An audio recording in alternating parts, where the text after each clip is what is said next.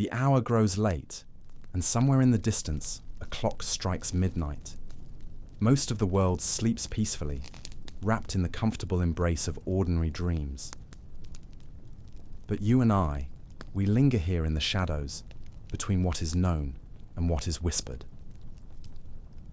Tonight, we pull back the curtain on a story that has been deliberately buried, systematically erased, and carefully rewritten by those who would prefer you never learned the truth.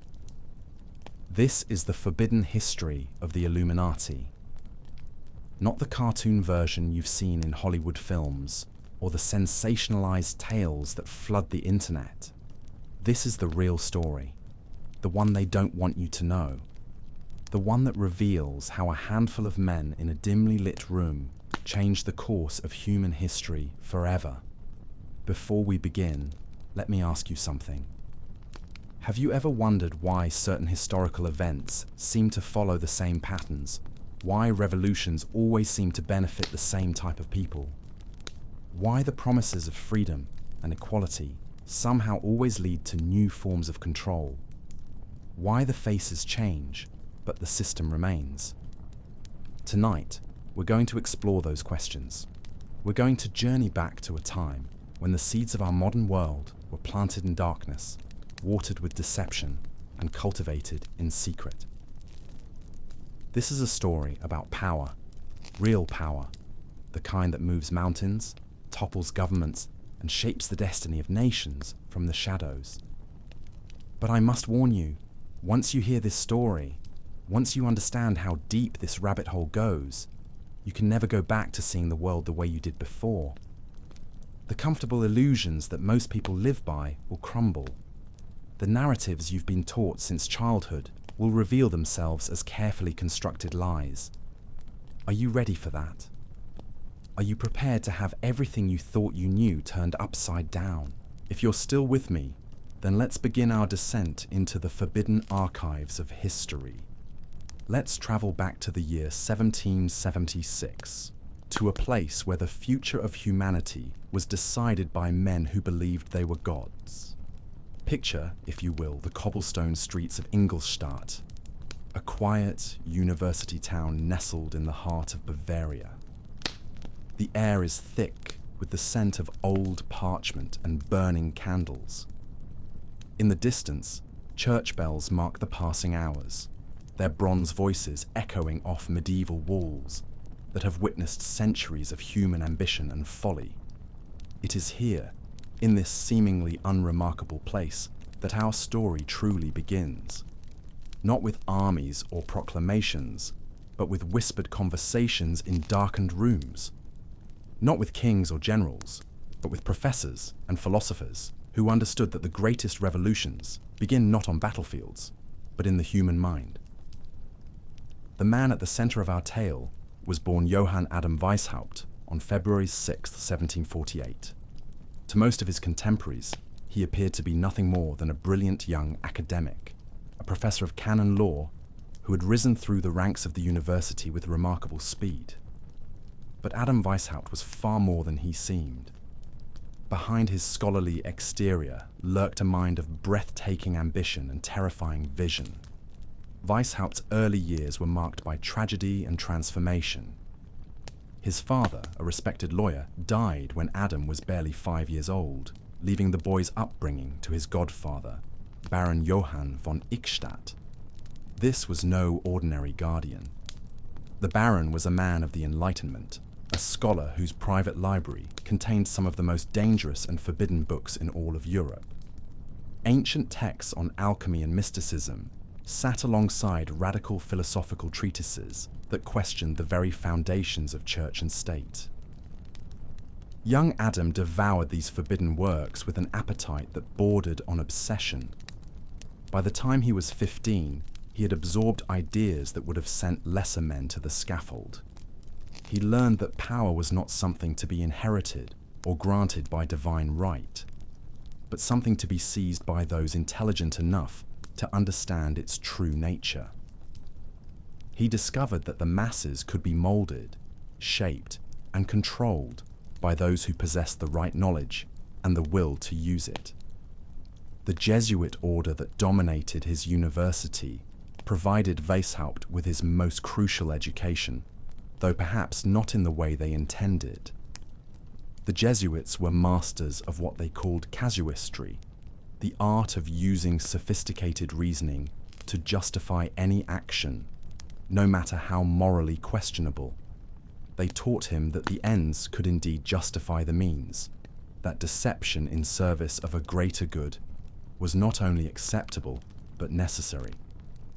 But Weishaupt saw something else in the Jesuits. He saw how a secret society could operate within a larger organization, how it could influence and control from within while maintaining the appearance of loyalty and orthodoxy. He studied their methods of recruitment, their systems of absolute obedience, their networks of communication that spanned continents. Most importantly, he learned how they had accumulated vast wealth and political influence while publicly claiming to serve only God. When Pope Clement XIV officially suppressed the Jesuit order in 1773, Weishaupt recognized opportunity in the chaos. A vacuum had been created in the power structure of his world, and he intended to fill it, but his vision extended far beyond the walls of a single university, or even a single country. Weishaupt dreamed of nothing less than the complete transformation of human society. He envisioned a world where the old order, with its kings and priests and rigid hierarchies, would be swept away forever. In its place would rise a new civilization based on reason, equality, and scientific progress. All religious superstition would be eliminated. All national boundaries would disappear. All class distinctions would be abolished.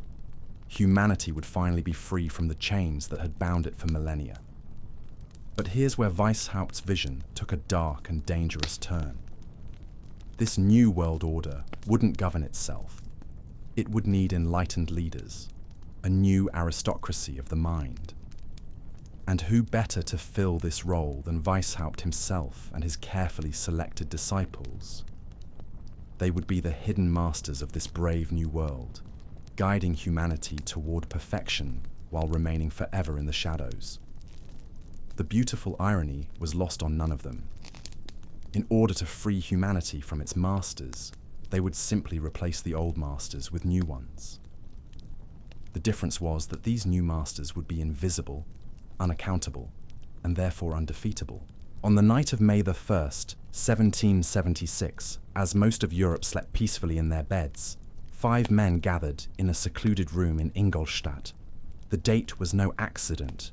May Day had ancient significance, marking the transition from spring to summer, from darkness to light.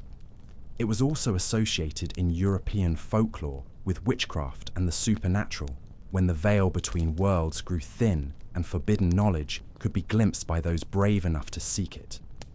The 5 men who met that night called themselves the Order of the Perfectibilists, though they would soon adopt a name that would echo through the centuries: the Illuminati, the Illuminated Ones. Their symbol was simple yet profound, a single point of light within a circle, representing the all-seeing eye of their organization. Not the eye of God, mind you, but the eye of their own mysterious hierarchy, always watching, always present, but forever hidden from view. Their sacred animal was the owl of Minerva, the ancient goddess of wisdom, a creature that sees clearly in the darkness when others are blind. How perfectly it captured their vision of themselves as the only ones truly awake in a world of sleepers. But what exactly did these men plan to accomplish? How did they intend to reshape civilization itself from a single room in a Bavarian university town? The answer lay in Weishaupt's genius for organization and his profound understanding of human nature. Weishaupt had studied the great secret societies of history and learned from their mistakes. He had seen how the Knights Templar had accumulated too much visible wealth and power, making themselves targets for envious kings. He had observed how other mystical orders had remained small and ineffective, content to play with rituals and symbols while the real world passed them by. his Illuminati would be different. They would be a ghost, a virus in the machine of civilization. They would not build their own institutions, but would infiltrate and control existing ones. They would not seek recognition or glory, but would work entirely in secret, their very existence known only to themselves. The strength of our order, Weishaupt declared, lies in its concealment. Let it never appear anywhere in its own name, but always covered by another name and another occupation. This was revolutionary thinking. Previous secret societies had operated openly, their membership known even if their activities were private. Weishaupt's Illuminati would be truly invisible, a network of influence that could never be mapped, never be fought, and never be destroyed. Their method was infiltration.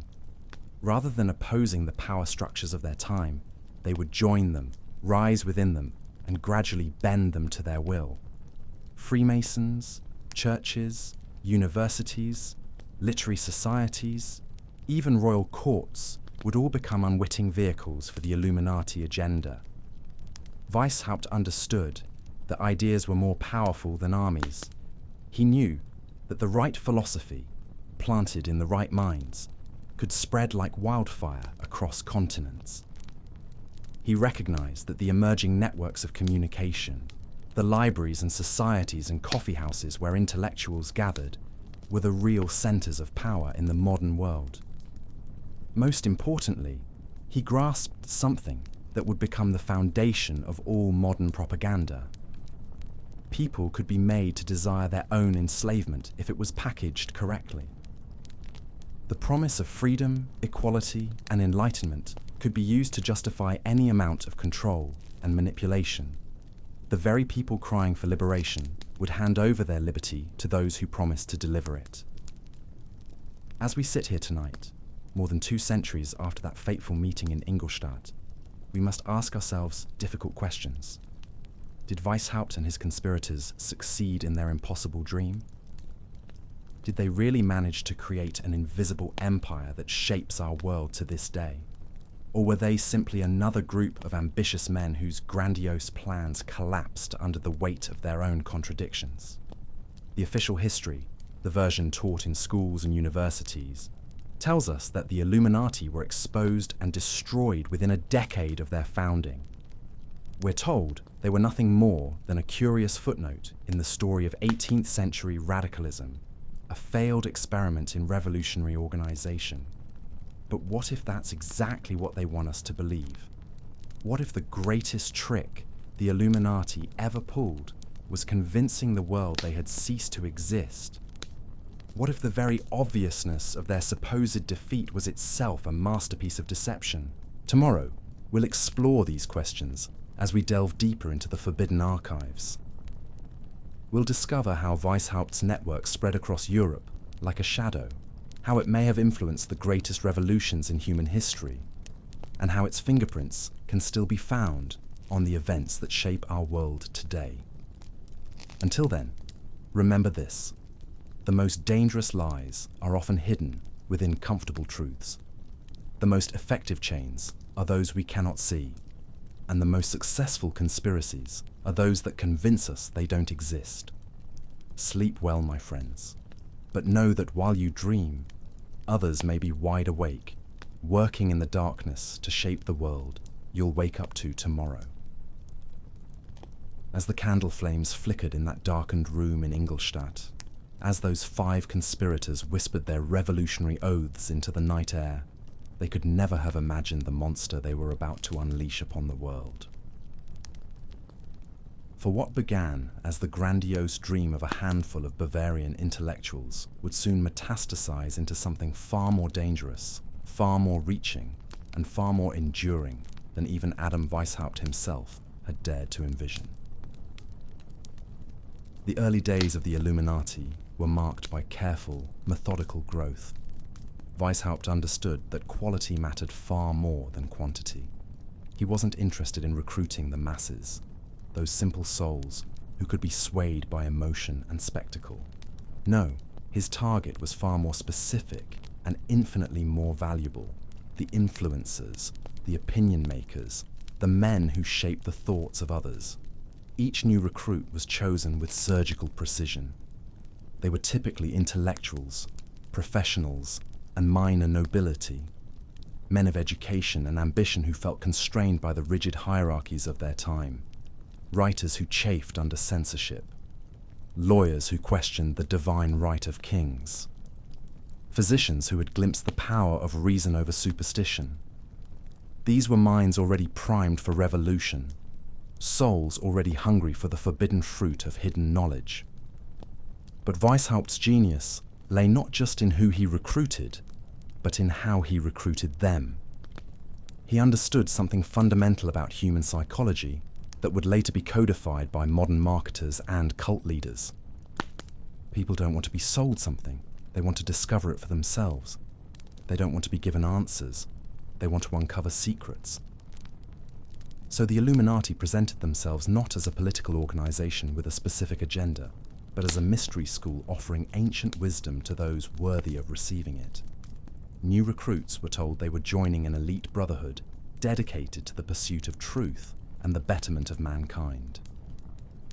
Only gradually, through a series of carefully orchestrated revelations, would they learn the true scope of what they had committed themselves to. The process began with what Weishaupt called the nursery, the lowest level of initiation. Here, potential members were observed and tested, their characters evaluated, their weaknesses catalogued. Those who showed promise were gradually introduced to higher levels of the conspiracy, each one revealing more of the organization's true nature and ultimate goals. At the novice level, recruits were taught to question traditional authority and think for themselves. They were given access to forbidden books and encouraged to explore radical ideas. But they were also placed under the absolute control of their recruiter, known as an insinuator. Every thought, every action, every relationship had to be reported to this superior. The novices believed they were learning to think freely, but in reality, they were being programmed to think exactly as their masters desired. Those who proved sufficiently malleable and useful were eventually promoted to the rank of Minerval, named after the Roman goddess of wisdom, whose owl served as the order's symbol. Here they began to understand that their mission extended beyond personal enlightenment to social transformation. They learned that the old world of kings and priests was doomed, and that they were the chosen instruments of a new age of reason and equality. But it was only at the highest levels, in the mysteries reserved for the few, that the full scope of the conspiracy was revealed. Here, the illuminated ones learned that religion was a tool for controlling the masses, that patriotism was a barrier to human progress, and that traditional morality was merely a set of arbitrary rules designed to keep people submissive. They discovered that their ultimate goal was nothing less than the complete overthrow of civilization as it existed, to be replaced by a new world order guided by enlightened reason, which is to say, by themselves. The psychological manipulation involved in this process was breathtaking in its sophistication. By the time a recruit reached the inner circle, he had invested so much of himself in the organization, had revealed so many of his secrets, had compromised himself so thoroughly that retreat was virtually impossible. He was trapped not by chains or threats, but by his own complicity in the conspiracy, and what a conspiracy it was becoming. By 1780, just 4 years after its founding, the Illuminati had established lodges throughout Bavaria and were beginning to spread into neighboring regions. Their membership included some of the most influential minds in German-speaking Europe. The great writer Johann Wolfgang von Goethe himself was initiated, along with numerous other literary figures whose works would shape European thought for generations. But Weishaupt's ambitions extended far beyond literature and philosophy. He understood that to truly change the world, his organization would need to infiltrate the institutions where real power resided. And chief among these were the Masonic lodges that had proliferated across Europe, throughout the 18th century. Freemasonry provided the perfect cover for Illuminati operations. The Masons were already accustomed to secrecy, already organized into hierarchical degrees, already connected across national boundaries. Most importantly, they were already viewed with suspicion by traditional authorities, which meant that any Illuminati activities could be blamed on ordinary Masonic mischief rather than revealing the existence of a deeper conspiracy. Weishaupt ordered every member of his organization to join a Masonic lodge and work their way up through the ranks. Once in positions of leadership, they were to gradually introduce Illuminati teachings and recruit suitable candidates for the inner conspiracy. The Masons, with their elaborate rituals and promises of ancient wisdom, became unknowing hosts to a parasitic organization that would hollow them out from within. The strategy worked brilliantly. Within a few years, Illuminati members had achieved positions of influence in dozens of Masonic lodges across Europe. They used these positions to establish new lodges, to influence existing ones, and to create networks of communication that spanned the continent. What appeared to be independent Masonic activity was often coordinated Illuminati strategy, but Weishaupt's vision extended beyond even the impressive reach of Freemasonry. He recognized that the real battleground for the future would be fought in the realm of ideas, and ideas were spread through what we would today call media and education. In the 18th century, this meant literary societies, lending libraries, reading clubs, and the emerging periodical press. The Illuminati established or infiltrated dozens of these organizations, using them to disseminate their revolutionary philosophy under the guise of enlightened discourse. They promoted the works of radical philosophers like Voltaire and Rousseau, while suppressing or ridiculing those who defended traditional values. They controlled what books were available in libraries, what topics were discussed in salons, what ideas were considered fashionable among the educated classes. The scope of their influence was staggering.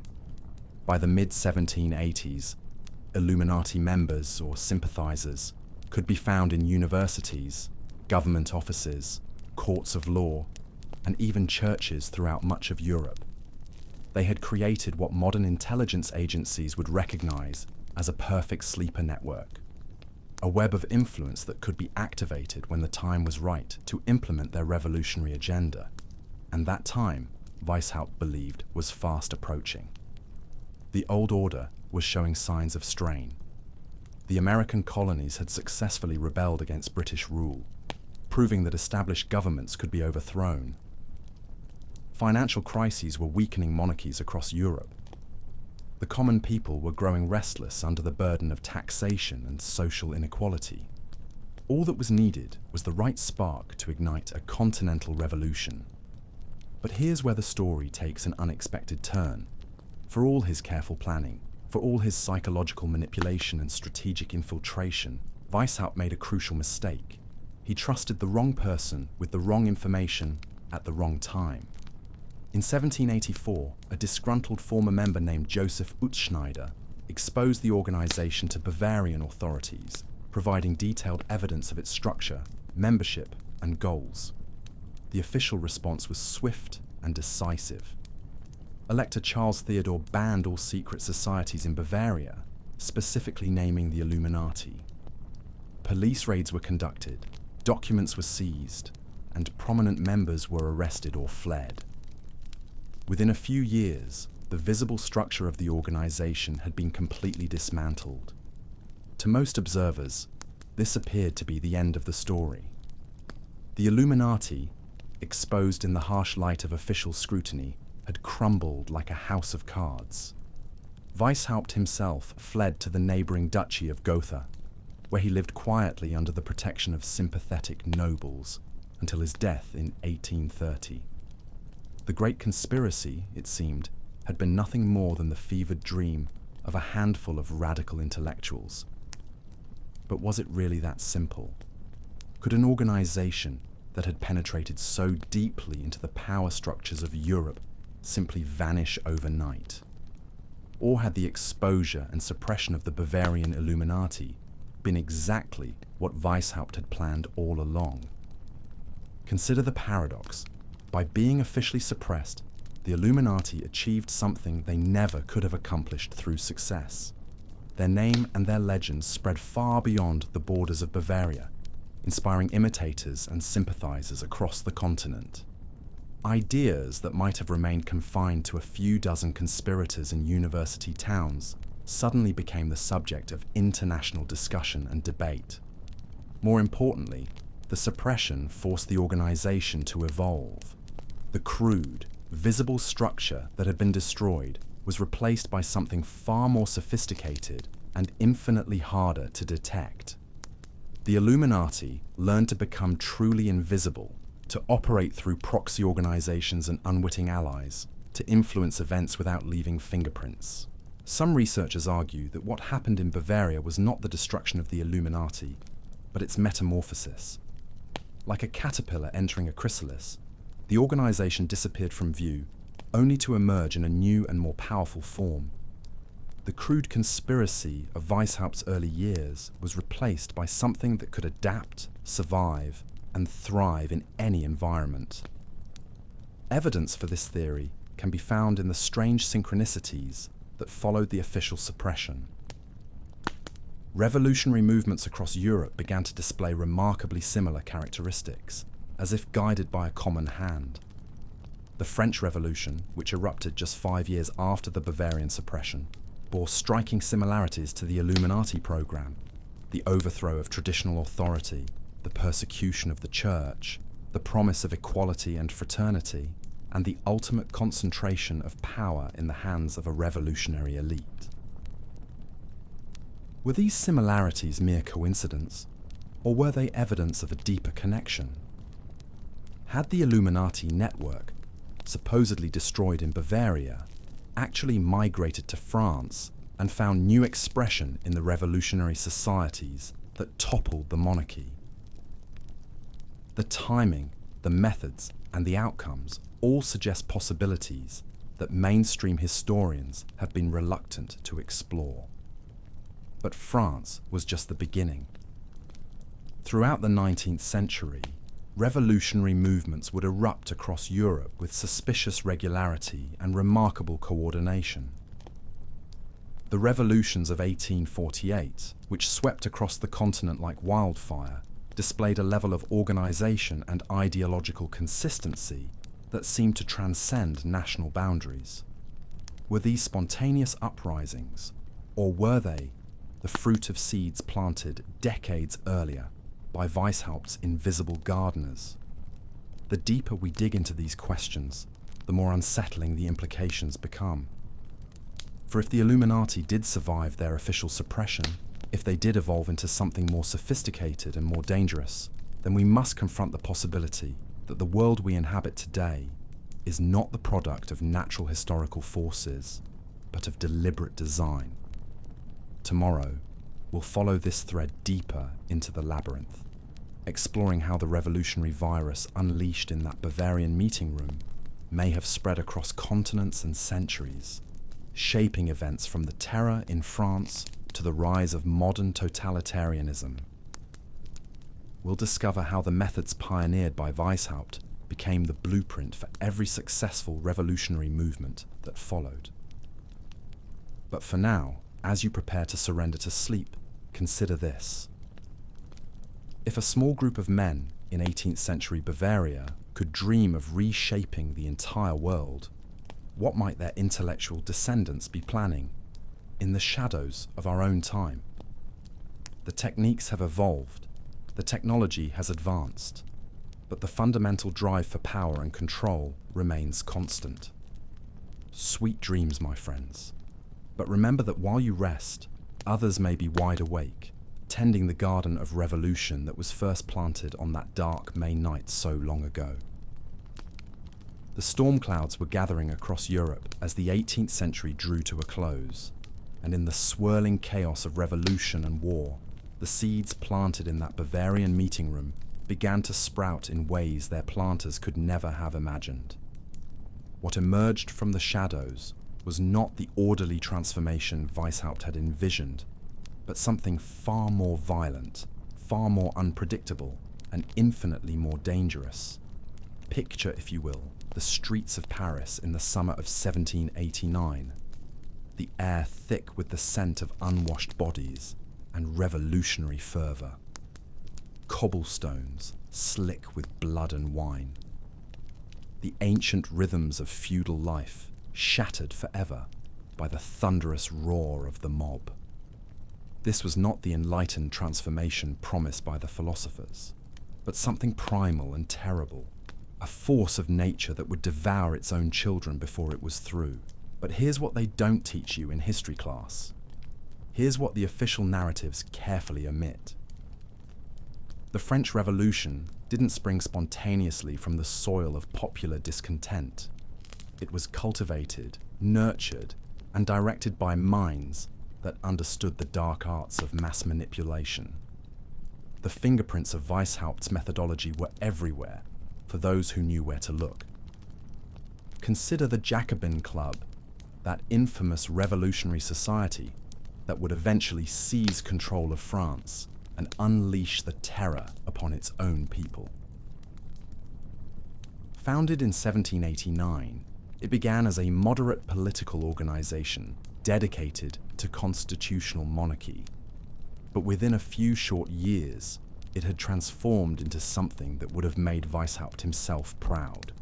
A tightly organized conspiracy operating within the larger revolutionary movement, gradually purging moderates and concentrating power in the hands of its most radical members. The parallels to Illuminati methodology are striking. Like Weishaupt's organization, the Jacobins operated through a system of cells and hierarchies, with ordinary members knowing little about the true agenda of their leaders. They infiltrated other political groups, gradually assuming control from within. They used elaborate rituals and oaths to bind their members together and ensure absolute loyalty. Most tellingly, they proclaimed their devotion to liberty and equality while systematically eliminating anyone who stood in their way. The man who would come to embody this terrifying fusion of idealism and brutality was Maximilien Robespierre, the so-called incorruptible one. A provincial lawyer from Arras, Robespierre had been deeply influenced by the writings of Rousseau and other Enlightenment philosophers. He genuinely believed that he was creating a republic of virtue, a perfect society based on reason and natural law. The fact that this required the systematic murder of thousands of his fellow citizens was, in his mind, merely an unfortunate necessity. Sound familiar? This was Weishaupt's philosophy in action. The ends justify the means, no matter how horrible those means might be. The creation of paradise on earth required the elimination of everyone who stood in the way of paradise. Traditional morality was a luxury that the enlightened could not afford, but Robespierre was not working alone. Behind him stood a network of like-minded revolutionaries who had absorbed the same toxic philosophy from the same poisoned wells. Men like Georges Danton, Jean-Paul Marat, and Jacques-Pierre Brissot had all been exposed to the radical ideas circulating through the underground networks of 18th century Europe. They had learned that revolution was not about reforming society, but about destroying it utterly and building something entirely new from the ashes. The reign of terror that followed was the logical culmination of everything Weishaupt had preached. Between 1793 and 1794, an estimated 17,000 people were officially executed by guillotine, with tens of thousands more dying in prison or being murdered by revolutionary mobs. The victims included not just aristocrats and priests, but ordinary citizens whose only crime was being denounced by their neighbors or falling afoul of the ever-changing revolutionary orthodoxy. This was not random violence. This was systematic ideological cleansing, carried out with all the efficiency and ruthlessness that Weishaupt had admired in the Jesuits. The revolutionaries had absorbed his lesson perfectly. To create a new world, you must first destroy the old one completely. No tradition could be allowed to survive. No alternative source of authority could be permitted to exist. The revolution had to be total, or it would inevitably be reversed. But here's where the story becomes even more sinister. The techniques perfected during the French Revolution didn't die with Robespierre. They spread, evolved, and adapted to new circumstances and new targets. Throughout the 19th century, revolutionary movements across Europe would employ the same methods, the same cell structure, the same infiltration tactics, the same promises of liberation followed by the same bloody purges. The revolutions of 1848 that swept across the continent bore all the hallmarks of coordinated action. In France, Germany, Austria, Italy, and Hungary, revolutionary movements erupted almost simultaneously, all employing similar rhetoric and tactics. They promised democracy and national liberation, but in practice they sought to concentrate power in the hands of small groups of radical intellectuals who claimed to represent the will of the people. Karl Marx himself acknowledged the debt these movements owed to earlier revolutionary traditions. In his analysis of the failed revolutions of 1848, he noted how the bourgeois revolutionaries had learned their methods from the Jacobins, who had in turn inherited their techniques from even earlier sources. The chain of influence stretched back through the decades, connecting each new generation of revolutionaries to their ideological ancestors. But Marx and his collaborator Friedrich Engels would take these inherited methods and refine them into something even more dangerous. They understood that previous revolutions had failed because they had been too hasty, too obvious in their intentions. The Illuminati had been exposed because they had moved too quickly, revealed too much of their agenda too soon. The Jacobins had destroyed themselves in an orgy of factional violence. Future revolutionaries would need to be more patient, more subtle, more strategic. The Communist Manifesto, published in 1848, reads like an updated version of Weishaupt's program. The same promise of a perfect future society. The same contempt for traditional values and institutions. The same conviction that a small group of enlightened individuals had the right to reshape humanity according to their vision. But Marx and Engels had learned from the failures of their predecessors. They would not repeat the mistakes that had brought down the Illuminati and the Jacobins. Instead of working through secret societies, they would build mass movements. Instead of relying on infiltration, they would create their own institutions. Instead of targeting only the educated elite, they would appeal directly to the working classes. But underneath these tactical differences, the fundamental philosophy remained unchanged. The old world had to be destroyed completely before the new world could be born. The influence of this revolutionary tradition extended far beyond the obvious targets. Even movements that claimed to oppose socialism and communism often employed the same basic methods. The unification of Germany under Prussian leadership, for example, was accomplished through a combination of military force and ideological manipulation that would have impressed Weishaupt himself. Otto von Bismarck, the Iron Chancellor who created the German Empire, understood the power of controlled opposition. He allowed socialist parties to exist and even to gain representation in Parliament, but only under conditions that ensured they would serve his larger purposes. By channeling revolutionary energy into legal political activity, he diffused the threat of actual revolution while maintaining the appearance of democratic government. This was a new and sophisticated form of the old Illuminati strategy. Instead of suppressing opposition movements, co-opt them. Instead of fighting your enemies directly, give them the illusion of victory while ensuring they remain under your control. It was a lesson that future rulers would apply with devastating effectiveness. But perhaps the most chilling example of how Weishaupt's methods evolved and spread can be found in the rise of modern totalitarian movements. The Bolsheviks who seized power in Russia in 1917 employed every technique pioneered by their 18th century predecessors. The cell structure, the hierarchical organization, the promise of liberation followed by systematic oppression. the elimination of all alternative sources of authority. Vladimir Lenin himself acknowledged his debt to earlier revolutionary traditions. He had studied the French Revolution intensively, learning from both its successes and its failures. He understood that the Jacobins had been too idealistic, too willing to allow debate and dissent within their own ranks. His Bolsheviks would be different. They would be a revolutionary vanguard with absolute discipline and unwavering commitment to their cause. The parallels to the Illuminati are unmistakable. Like Weishaupt's organization, the Bolsheviks operated through multiple front groups and shell organizations. They infiltrated labor unions, student associations, and even moderate political parties. They used propaganda and disinformation to manipulate public opinion. They promised to create a workers' paradise while building a system of control that was more oppressive than anything the Tsars had ever imagined. And like their Illuminati predecessors, they understood that revolution was not a single event, but an ongoing process. The seizure of power was just the beginning.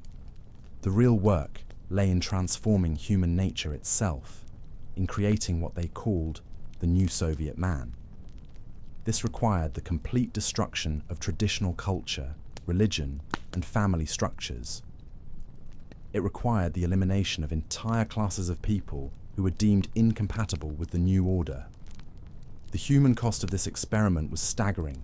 Historians estimate that between 20 and 60 million people died as a direct result of communist policies in the Soviet Union alone. Millions more perished in China, Cambodia, and other countries where similar ideologies were implemented. But from the perspective of the true believers, these deaths were not tragedies, but necessities. They were the price that had to be paid for the creation of paradise on earth.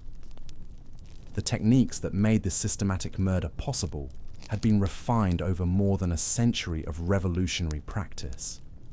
The cell structure ensured that orders could be transmitted efficiently while maintaining secrecy. The hierarchical organization concentrated decision-making power in the hands of a small elite while diffusing responsibility among lower-level operatives.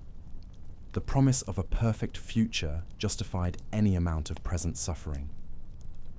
These were not the crude methods of ancient tyrants who ruled through fear alone. This was scientific dictatorship, based on a sophisticated understanding of human psychology and social dynamics. It was the culmination of everything Weishaupt had dreamed of. A system of control so perfect, so all-encompassing, that resistance would become literally unthinkable. But the story doesn't end with the obvious totalitarian movements of the 20th century. The methods pioneered by the Illuminati and perfected by their successors have continued to evolve and adapt. They have learned to operate in democratic societies, to work through legal institutions, to advance their agenda without revealing their ultimate goals. Consider how the same basic techniques are employed by modern activist organizations. The cell structure, the infiltration tactics, the gradual revelation of increasingly radical goals to trusted insiders, the promise of social justice and equality used to justify the systematic destruction of traditional institutions, the conviction that a small group of enlightened individuals has the right to reshape society according to their vision. The names and faces change, but the underlying methodology remains constant. Whether we're talking about environmental activism, social justice movements, or globalist organizations, the patterns are remarkably consistent. A core group of true believers surrounded by larger circles of useful idiots who don't fully understand what they're supporting. Front organizations that hide the real agenda behind appealing facades. The systematic infiltration of educational institutions, media organizations, and government agencies. The goal is always the same: the complete transformation of human society according to the vision of a self-appointed elite. The methods are always the same: deception, manipulation, infiltration, and when necessary, force. The justification is always the same: the creation of a perfect future that will make any present sacrifice worthwhile. As we stand here today, more than 2 centuries after that fateful meeting in Ingolstadt, we must ask ourselves whether the world we inhabit is the product of natural historical forces or deliberate design. Are the crises that seem to erupt with such convenient timing really random events, or are they the result of careful orchestration by those who understand how to profit from chaos? The techniques are more sophisticated now. The technology is more advanced. The reach is more global. But the fundamental drive for power and control remains unchanged. Somewhere in the shadows, in boardrooms and think tanks and academic institutions, the intellectual descendants of Adam Weishaupt continue their patient work of transformation. They have learned from the mistakes of their predecessors. They know better than to move too quickly or reveal too much too soon. They understand that the most effective revolutions are those that convince their victims they are participating voluntarily. They have mastered the art of making slavery look like freedom and oppression feel like liberation. Tomorrow, we'll explore how these methods have been adapted for the modern age, how the tools of mass communication and digital technology have created possibilities for control that Weishaupt could never have imagined. We'll discover how the same ancient hunger for power has found new expression in the global movements and international organizations that shape our world today. But for now, as you prepare to surrender to sleep, remember this: the price of freedom is eternal vigilance. The methods may evolve, the faces may change, but the fundamental threat to human liberty remains constant. Those who would be our masters have learned patience. They have learned subtlety. They have learned to make us complicit in our own enslavement. Sweet dreams, my friends. But know that while you rest, others remain awake, tending the seeds of revolution that were first planted in that darkened room so long ago. The garden has grown beyond anything its original planters could have imagined, and the harvest is still to come. The dawn of the 19th century brought with it a new and terrifying reality. The ideas that had been whispered in darkened rooms and debated in secret societies were now unleashed upon the world like a virus, spreading from nation to nation, adapting and evolving with each new host. What had begun as the philosophical musings of a Bavarian professor had mutated into something far more dangerous, far more pervasive, and infinitely more patient than its original creators could have ever imagined. But here's what makes this story truly chilling. The suppression of the Illuminati in Bavaria wasn't their destruction. It was their graduation. Like a snake shedding its skin, the organization had learned to discard its visible form while preserving its essential nature. They had discovered something that would become the foundation of all successful conspiracies thereafter: the power of invisibility. Consider what happened in the years immediately following their official dissolution. Revolutionary movements began erupting across Europe with suspicious regularity and remarkable coordination. The timing was too perfect, the methods too similar, the outcomes too consistent to be mere coincidence. It was as if the same invisible hand was conducting a continental orchestra of chaos, each revolution playing its part in a larger symphony of transformation. The French Revolution, which exploded into violence just 5 years after the Bavarian suppression, bore the unmistakable fingerprints of Illuminati methodology. But this wasn't the enlightened transformation that Weishaupt had originally envisioned. This was something far more savage, far more complete in its destruction of the old order. The beast they had awakened had grown beyond their ability to control it. Picture the streets of Paris in 1793, during the height of the terror. The guillotine working day and night, its blade falling with mechanical precision on the necks of aristocrats and commoners alike. The crowds cheering as heads rolled into baskets, their faces twisted with a bloodlust that spoke to something primal and terrible in human nature. This was not the rational paradise promised by the philosophers. This was hell unleashed upon earth, justified by the very same arguments that Weishaupt had used to recruit his original disciples.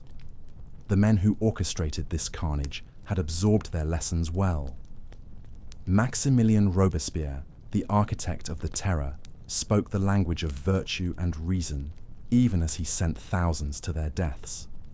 He genuinely believed he was creating a republic of virtue, a perfect society cleansed of corruption and superstition. The fact that this required the systematic murder of anyone who disagreed with his vision was, in his mind, merely an unfortunate necessity. But Robespierre was not working alone. Behind him stood the Jacobin Club, an organization that had evolved from a moderate political society into something that would have made Weishaupt himself proud. They operated through the same cell structure, the same hierarchical organization, the same gradual revelation of increasingly radical goals to trusted insiders. They had learned the crucial lesson that revolution was not about reforming society, but about destroying it utterly and rebuilding it according to their own design. The Jacobins understood something that modern revolutionaries would perfect: the power of controlled opposition. They allowed moderate voices to exist within their organization, but only as long as those voices served their larger purposes. When the moderates had outlived their usefulness, they were purged with the same ruthless efficiency that had been applied to the aristocrats and clergy. This pattern would repeat itself throughout the 19th century, each new revolutionary movement learning from the successes and failures of its predecessors. The revolutions of 1848 that swept across Europe displayed a level of coordination that seemed to transcend national boundaries. In France, Germany, Austria, Italy, and Hungary, revolutionary movements erupted almost simultaneously, all employing remarkably similar rhetoric and tactics. Were these spontaneous uprisings born from the genuine grievances of oppressed peoples, or were they the carefully orchestrated product of networks that had learned to remain invisible while directing events from the shadows? The timing was too perfect, the methods too coordinated, the outcomes too beneficial to certain interests to be explained by coincidence alone. Karl Marx himself acknowledged the debt these movements owed to earlier revolutionary traditions. But Marx and his collaborator Friedrich Engels would take the inherited methods and refine them into something even more sophisticated and dangerous. They understood that previous revolutions had failed because they had been too hasty, too obvious in their intentions. Future revolutionaries would need to be more patient, more subtle, more strategic in their approach. The Communist Manifesto, published in that revolutionary year of 1848, reads like an updated version of Weishaupt's original program. The same promise of a perfect future society, the same contempt for traditional values and institutions, the same conviction that a small group of enlightened individuals had the right to reshape humanity according to their vision. But Marx and Engels had learned from the failures of their predecessors. They would not repeat the mistakes that had brought down earlier revolutionary movements. Instead of working exclusively through secret societies, they would build mass movements. Instead of relying solely on infiltration, they would create their own institutions. Instead of targeting only the educated elite, they would appeal directly to the working classes. But underneath these tactical innovations, the fundamental philosophy remained unchanged. The old world had to be destroyed completely before the new world could be born. The influence of this revolutionary tradition extended far beyond the obvious socialist and communist movements. Even seemingly conservative figures learned to employ the same basic methods when it served their purposes. Otto von Bismarck, the Iron Chancellor who unified Germany under Prussian leadership, understood the power of controlled opposition and strategic manipulation. Bismarck allowed socialist parties to exist and even to gain representation in parliament, but only under conditions that ensured they would serve his larger purposes. By channeling revolutionary energy into legal political activity, he diffused the threat of actual revolution while maintaining the appearance of democratic government. This was a sophisticated evolution of the old Illuminati strategy. Instead of suppressing opposition movements, co-opt them. Instead of fighting your enemies directly, give them the illusion of victory while ensuring they remain under your ultimate control. But perhaps the most chilling example of how these methods evolved and spread can be found in the rise of the totalitarian movements that would dominate the 20th century. The Bolsheviks, who seized power in Russia in 1917, represented the culmination of more than a century of revolutionary refinement. They had studied every previous uprising, learned from every failure, and perfected techniques that would have impressed even Weishaupt himself. Vladimir Lenin was not just a revolutionary. He was a student of revolution, a man who had absorbed the lessons of his predecessors and improved upon their methods. He understood that the Jacobins had been too idealistic, too willing to allow debate and dissent within their own ranks. The Paris Commune had been too democratic, too concerned with maintaining popular support. Future revolutions would need to be more disciplined, more ruthless, more willing to sacrifice immediate popularity for long-term control. The Bolsheviks operated through the same cell structure that had served the Illuminati so well, but they refined it into something even more efficient and secure. They infiltrated labor unions, student associations, and moderate political parties with systematic precision. They used propaganda and disinformation to manipulate public opinion, while maintaining multiple front organizations to advance their agenda without revealing their true nature. Like their Illuminati predecessors, they understood that revolution was not a single event, but an ongoing process. The seizure of power was just the beginning.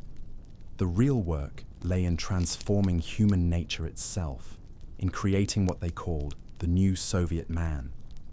This required the complete destruction of traditional culture, religion, and family structures.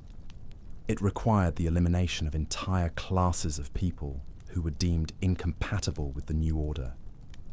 The human cost of this experiment was staggering beyond comprehension. Conservative estimates suggest that communist regimes murdered between 85 and 100 million people during the 20th century. But from the perspective of the true believers, these deaths were not tragedies, but necessities. They were the price that had to be paid for the creation of paradise on earth. The techniques that made this systematic murder possible had been refined over more than a century of revolutionary practice. The cell structure ensured that orders could be transmitted efficiently while maintaining operational security. The hierarchical organization concentrated decision-making power in the hands of a small elite, while diffusing responsibility among lower-level operatives. The promise of a perfect future justified any amount of present suffering. These were not the crude methods of ancient tyrants who ruled through fear and force alone. This was scientific dictatorship based on a sophisticated understanding of human psychology and social dynamics.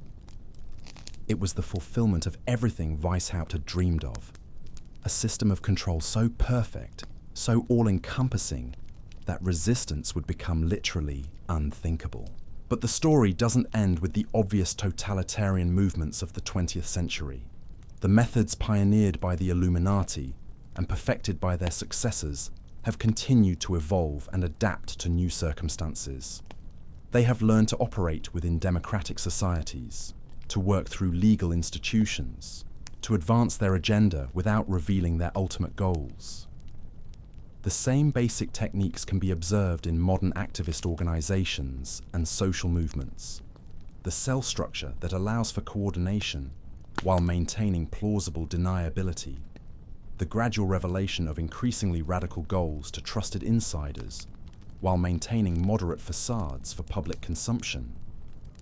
The systematic infiltration of educational institutions, media organizations, and government agencies. Consider how environmental movements have adopted these methods. What begins as reasonable concern for conservation gradually evolves into something far more radical. The true believers understand that their ultimate goal is not just environmental protection, but the complete transformation of industrial civilization. But they know better than to reveal this agenda too quickly or too openly. Instead, they work through a network of front organizations, each one presenting a slightly different face to the public while serving the same ultimate purpose. Educational institutions are infiltrated and gradually transformed into indoctrination centers. Media organizations are captured and turned into propaganda outlets. Government agencies are staffed with sympathizers who advance the agenda from within. The pattern is always the same. A core group of true believers surrounded by larger circles of useful idiots who don't fully understand what they're supporting. The leadership understands the real agenda, but the rank-and-file members are motivated by genuine concern for issues like environmental protection or social justice. They provide the movement with its moral credibility, while unknowingly serving goals they would reject if they understood them fully. This is the genius of the modern version of Illuminati methodology. It harnesses the idealism and good intentions of ordinary people in service of an agenda they would never consciously support. It turns compassion into a weapon, transforms legitimate grievances into tools of manipulation, and uses the very best impulses of human nature to advance the worst possible outcomes. The globalist movements that have emerged in recent decades represent perhaps the most sophisticated evolution of these techniques. They operate through a complex network of international organizations, non-governmental agencies, think tanks, and academic institutions. They have learned to present their agenda as inevitable progress, rather than deliberate policy, as the natural evolution of human society, rather than the imposed vision of a small elite. The World Economic Forum, the United Nations, the European Union, and countless other international bodies serve as vehicles for advancing an agenda that would have been instantly recognizable to Adam Weishaupt. The gradual erosion of national sovereignty, traditional culture, and individual liberty in favor of a new world order guided by enlightened technocrats. They speak the language of cooperation and progress, but their ultimate goal remains the same as their 18th century predecessors: the concentration of power in the hands of those who believe themselves qualified to rule over the rest of humanity. They promise solutions to global problems while creating the very crises that justify their interventions. The methods have become more sophisticated, the reach more global, the timeline more extended. But the fundamental drive for power and control remains unchanged. The intellectual descendants of Adam Weishaupt have learned patience. They have learned subtlety. They have learned to make their victims complicit in their own enslavement. They understand that the most effective tyranny is the kind that people choose for themselves, convinced that they are acting in their own best interests. They have mastered the art of making slavery look like freedom, oppression feel like liberation, and control seem like cooperation. As we stand here today, more than 2 centuries after that fateful meeting in Ingolstadt, we must confront an uncomfortable truth. The world we inhabit may not be the product of natural historical forces, but of deliberate design. The crises that seem to erupt with such convenient timing may not be random events, but the result of careful orchestration by those who understand how to profit from chaos. The techniques are more refined now, the technology more advanced, the reach more comprehensive. But the essential nature of the conspiracy remains unchanged. A small group of people who believe they have the right to reshape humanity according to their vision, using any means necessary to achieve their goals. They have learned from every failure, adapted to every challenge, evolved with every generation. They have become the ultimate predator, perfectly camouflaged, infinitely patient. and utterly ruthless in pursuit of their objectives. They are the ghost in the machine of modern civilization, the invisible hand that guides events from the shadows. Tomorrow, we'll explore how these ancient methods have been adapted for the digital age, how the tools of mass communication and global connectivity have created possibilities for control that even Weishaupt could never have imagined. We'll discover how the same hunger for power that drove those 5 men in that darkened room continues to shape our world today. But for now, as another day draws to a close and the comfortable darkness of night settles around us, remember this: the greatest victory of any conspiracy is convincing the world that it doesn't exist. The most successful revolutions are those that their victims never recognize as revolutions at all. Sleep well, my friends, but know that while you dream of tomorrow, others remain awake, tending the seeds of transformation that were first planted so long ago. The garden has grown beyond anything its original planters could have envisioned, and the harvest they dreamed of may finally be at hand. The shadows grow longer as we venture deeper into this labyrinth of secrets, and what we discover next will challenge everything you thought you knew about the forces that shaped the modern world. For the story of the Illuminati did not end with their supposed destruction in Bavaria.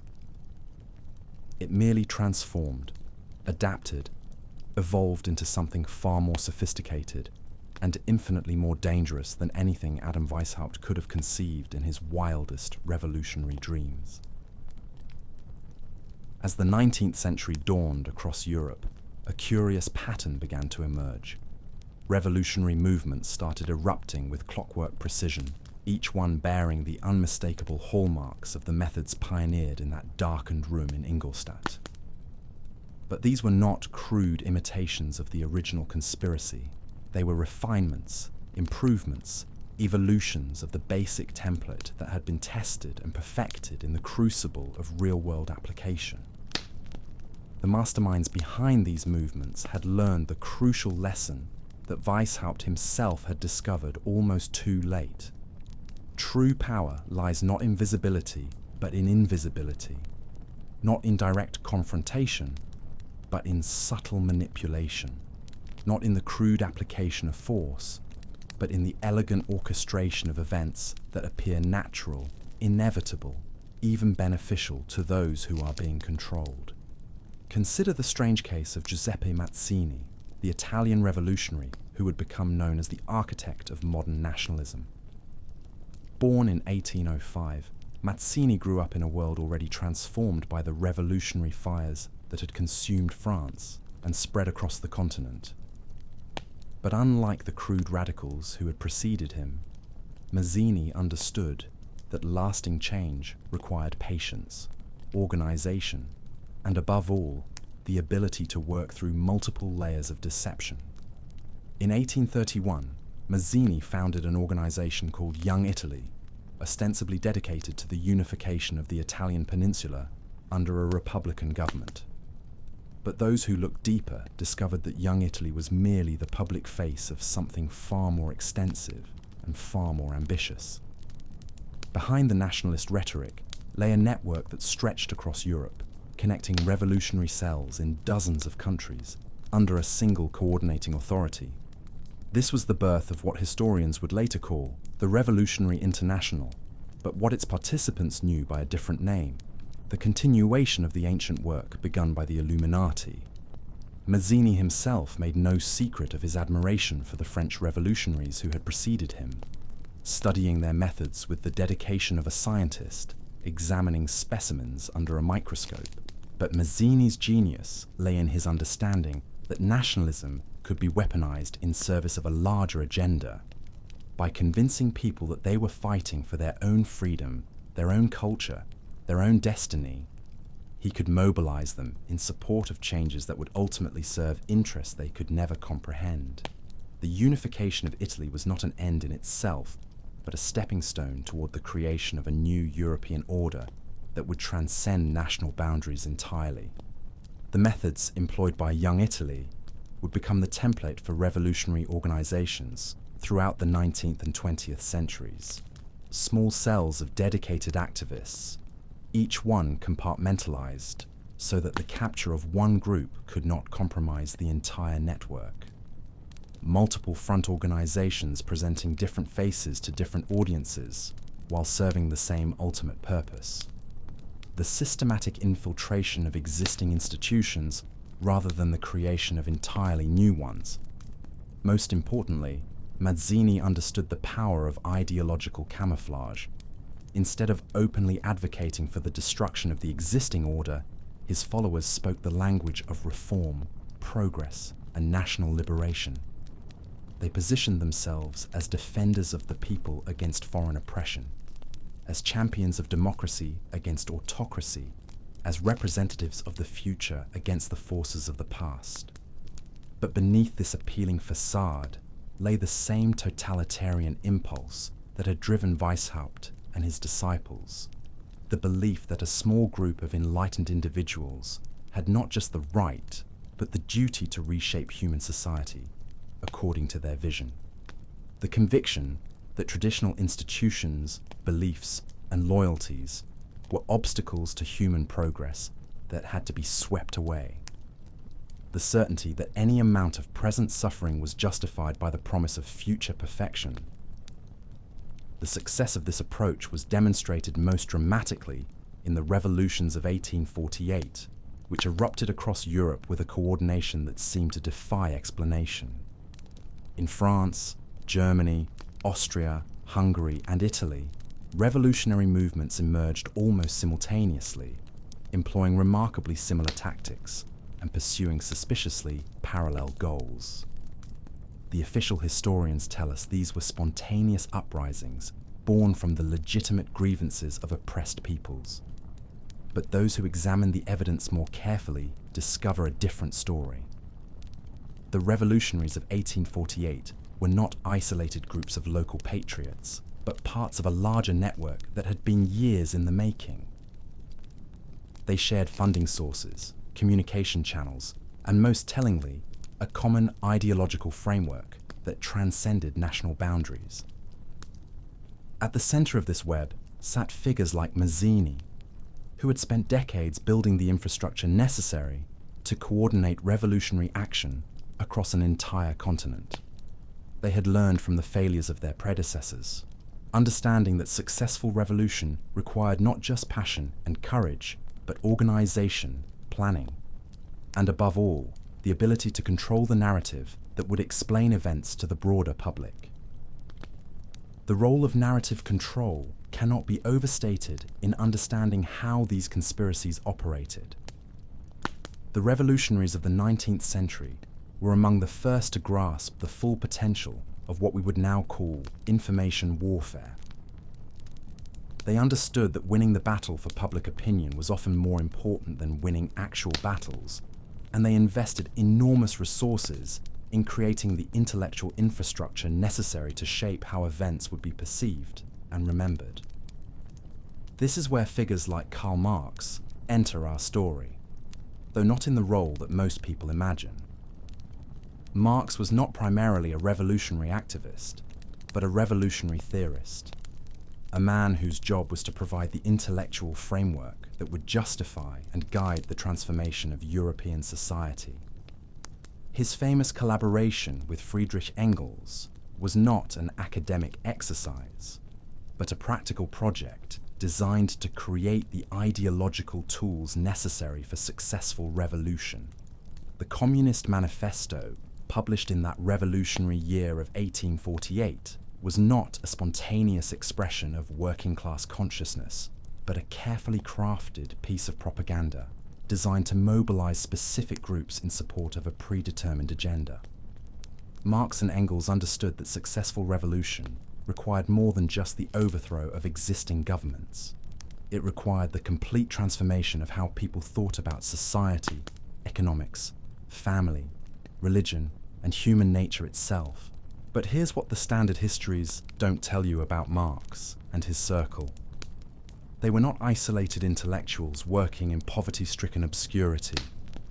They were connected to a network of wealthy patrons, influential publishers, and political operatives who provided them with the resources and platforms necessary to spread their ideas across Europe and eventually around the world. The funding for Marx's work came from sources that would have shocked his working-class followers. Industrial capitalists who understood that socialism could be used as a tool to eliminate smaller competitors. Banking families who realized that centralized state control of the economy would actually increase their own power and influence. Aristocrats who preferred revolutionary change to evolutionary reform because it would allow them to maintain their positions in the new order. This was one of the most brilliant innovations of the 19th century revolutionaries. They learned to use capitalism to destroy capitalism, to employ the resources of the system they claimed to oppose in order to bring about its transformation. They understood that successful revolution in the modern world required not just popular support, but elite backing, and they were willing to make whatever compromises were necessary to secure that backing. The pattern established by Marx and his contemporaries would be repeated throughout the following decades by revolutionary movements around the world. The Bolsheviks who seized power in Russia were funded by German intelligence services who wanted to knock Russia out of World War I. The Chinese communists received crucial support from Soviet advisors who were implementing their own geopolitical agenda. Even the supposedly spontaneous student movements of the 1960s were guided and funded by networks with connections stretching back to the original Illuminati conspiracy. But perhaps the most sophisticated evolution of these techniques can be seen in the rise of what we now call international socialism, or globalism. This movement learned to operate, not through dramatic revolutions, but through gradual institutional capture, not through the overthrow of existing systems, but through their transformation from within. The key innovation was the realization that democratic societies could be controlled more effectively than authoritarian ones, because in democracies, the people could be convinced to vote for their own enslavement. All that was required was the right combination of propaganda, economic pressure, and social conditioning to make the desired changes appear inevitable, beneficial, even morally necessary. This approach was pioneered by organizations like the Fabian Society in Britain, founded in 1884 by intellectuals who had absorbed the lessons of earlier revolutionary failures. The Fabians understood that direct confrontation with the established order was counterproductive. Instead, they advocated for what they called the inevitability of gradualness, the slow transformation of society through legal, political, and cultural means. The Fabian strategy was brilliant in its simplicity. Instead of trying to overthrow the government, they would infiltrate it. Instead of destroying existing institutions, they would capture them. Instead of frightening the middle classes with revolutionary rhetoric, they would seduce them with promises of social progress and scientific management. The symbol chosen by the Fabians revealed the true nature of their strategy, a wolf in sheep's clothing. They understood that successful predators don't announce their presence to their prey. They blend in, they wait for the right moment, and they strike only when victory is assured. The Fabian approach proved so successful that it was copied by similar organizations throughout the Western world. In the United States, groups like the Council on Foreign Relations and the Trilateral Commission would employ the same basic methods, recruiting members from the highest levels of government, business, and academia, developing policy proposals in private that would later be implemented through official channels, creating the intellectual framework that would make radical changes appear reasonable and necessary. The genius of this approach was that it allowed the conspirators to maintain plausible deniability while exercising real influence. They could honestly claim that they were not controlling government policy because they were not giving direct orders to elected officials. They were simply providing advice, conducting research, facilitating discussions among concerned citizens who happened to hold positions of enormous power and influence. This method of influence through ideas rather than commands proved far more effective than the crude conspiracies of earlier eras. When government officials implemented policies that served elite interests, they could honestly say they were acting on their own convictions rather than following orders from shadowy masters. The fact that their convictions had been carefully shaped by years of exposure to particular ideas and arguments was conveniently overlooked. The 20th century would see the refinement of these techniques to a degree that would have amazed the original Illuminati conspirators. The development of mass media created opportunities for psychological manipulation on a scale previously unimaginable. Radio, television, and eventually the internet allowed small groups of people to shape the thoughts and opinions of millions simultaneously. But the most important development was the professionalization of propaganda itself. What had once been an art practiced by intuitive revolutionaries became a science studied in universities and applied by trained specialists. Figures like Edward Bernays, the nephew of Sigmund Freud, developed techniques for mass persuasion that drew on the latest discoveries in psychology and sociology. Bernays understood that people could be manipulated more effectively through their emotions than through their rational faculties. He demonstrated that consumers could be convinced to buy products they didn't need by appealing to unconscious desires and fears. More importantly for our story, he showed that citizens could be persuaded to support policies that were contrary to their own interests by framing those policies in terms of abstract ideals like freedom, democracy, and progress. The techniques developed by Bernays and his colleagues became the foundation for modern political campaigning, corporate marketing, and what we now call public relations. But they also provided the tools necessary for the most sophisticated form of social control ever devised: the creation of artificial consensus through the manipulation of public opinion. This was the ultimate evolution of the Illuminati methodology. Instead of imposing their will through force or deception, the modern conspirators learned to make their victims complicit in their own subjugation. They created systems that gave people the illusion of choice while ensuring that all available options served elite interests. They developed techniques for channeling popular discontent in directions that would not threaten the fundamental structure of power. The result was a form of control more total and more subtle than anything achieved by the crude dictatorships of the past. In totalitarian societies, people knew they were being oppressed and could at least dream of freedom. In the new system, people believed they were already free and therefore saw no need to resist their oppression. As we move deeper into this investigation, we begin to see how the seeds planted in that Bavarian meeting room grew into a forest that now covers the entire world.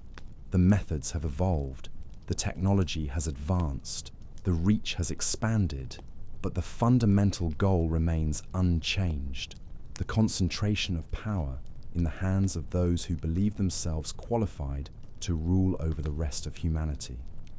Tomorrow, we'll explore how these ancient techniques have been adapted for the digital age, how the tools of global communication and financial integration have created possibilities for control that even the most ambitious 18th century conspirators could never have envisioned. We'll discover how the same hunger for power that drove those 5 men in that darkened room continues to shape our world in ways both obvious and hidden. But for now, as another day dissolves into the comfortable darkness of night, consider this unsettling possibility. Every crisis that conveniently advances elite interests, every solution that somehow increases centralized control, every step toward global integration that we're told is inevitable, may be part of a plan that was set in motion centuries ago by men who understood that true power lies not in ruling openly, but in making their subjects believe they are ruling themselves. The conspiracy that began with whispered oaths in a university town has grown into something that touches every aspect of modern life. It operates through institutions we trust, speaks through voices we respect, and advances through methods we applaud. It has become the invisible foundation of our world, so deeply embedded in the structure of modern civilization that we can no longer imagine life without it. Sweet dreams, my friends, but remember that while you sleep, others remain awake, patiently tending a garden of transformation that has been growing for more than 2 centuries. The harvest they dreamed of may be closer than any of us realize. The flames that had been kindled in those revolutionary movements across Europe were not content to remain confined within national borders. Like a contagion spreading through the bloodstream of civilization, the methods pioneered by Weishaupt and refined by his intellectual descendants began to cross oceans, finding fertile ground in the sprawling wilderness of the New World. What emerged on the other side of the Atlantic would prove that the conspiracy's reach extended far beyond the cobblestone streets of European capitals. Picture, if you will, the bustling ports of New York and Boston in the middle years of the 19th century. Ships arriving daily from Liverpool and Hamburg, their holds packed not just with immigrants seeking new lives, but with ideas that would transform the very nature of American society. Hidden among the honest seekers of opportunity were men carrying something far more dangerous than personal ambition. They carried the revolutionary virus, carefully packaged for American consumption. The United States in the 1840s and 1850s was a nation in the midst of profound transformation.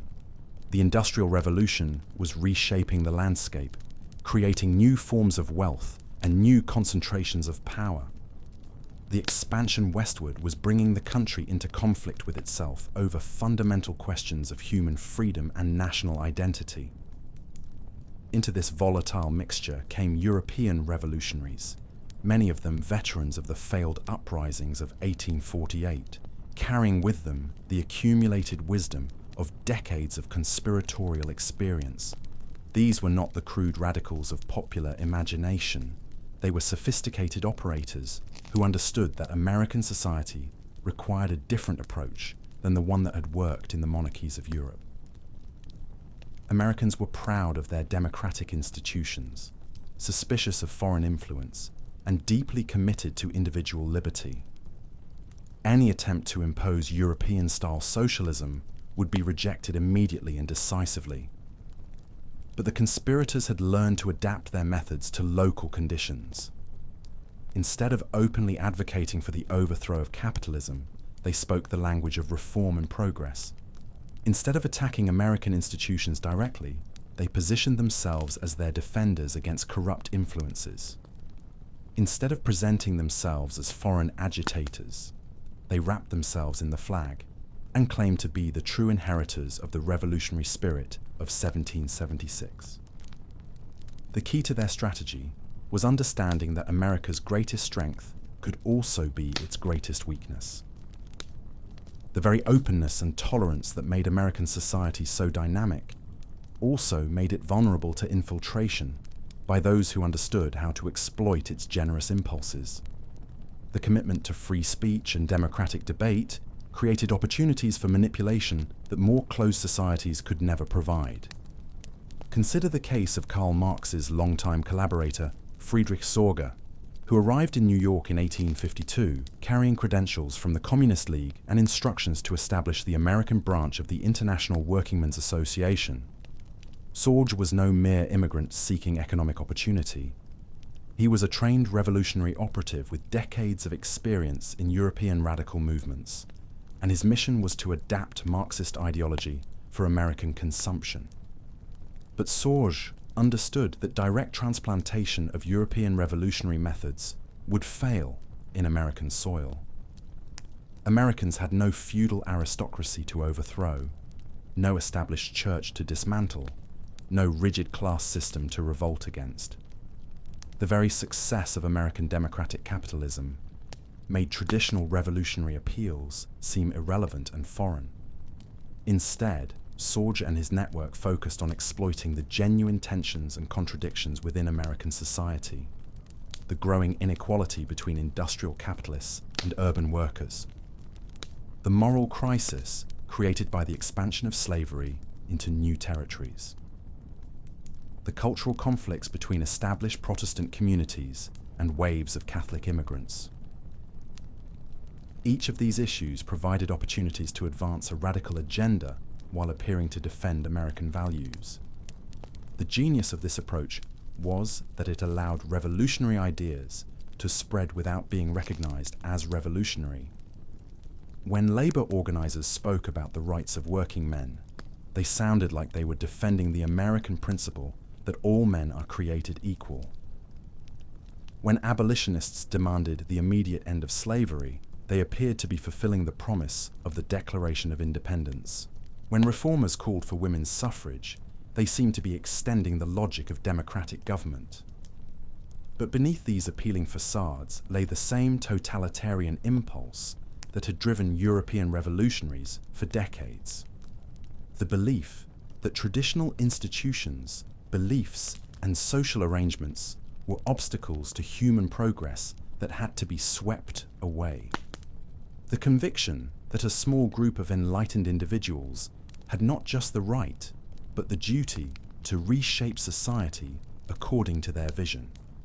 The certainty that any amount of present suffering was justified by the promise of future perfection.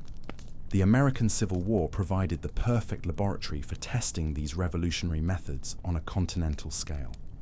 What most Americans understood as a conflict over slavery and national unity was seen by European observers as something far more significant: the first modern total war, a conflict that would determine whether democratic societies could survive the stresses of industrialized warfare. The radical networks that had been building throughout the 1850s saw the war as an unprecedented opportunity to advance their long-term agenda. The massive expansion of federal power required to prosecute the war created precedents that could be used to justify future interventions in the economy and society. The mobilization of entire populations for military service demonstrated the potential for social engineering on a scale previously unimaginable. Most importantly, the moral crusade against slavery provided a template for future campaigns to reshape American society in the name of abstract ideals. Many of the European revolutionaries who had fled to America after 1848 enlisted in the Union Army, but their service was motivated by more than simple patriotism. They understood that military experience would provide them with the skills and connections necessary to play leading roles in the post-war transformation of American society. Officers like Carl Schurz and Franz Sigel used their positions to build networks that would prove invaluable in the political struggles that followed. The Reconstruction period that followed the war saw the first systematic attempt to apply European revolutionary methods to American conditions.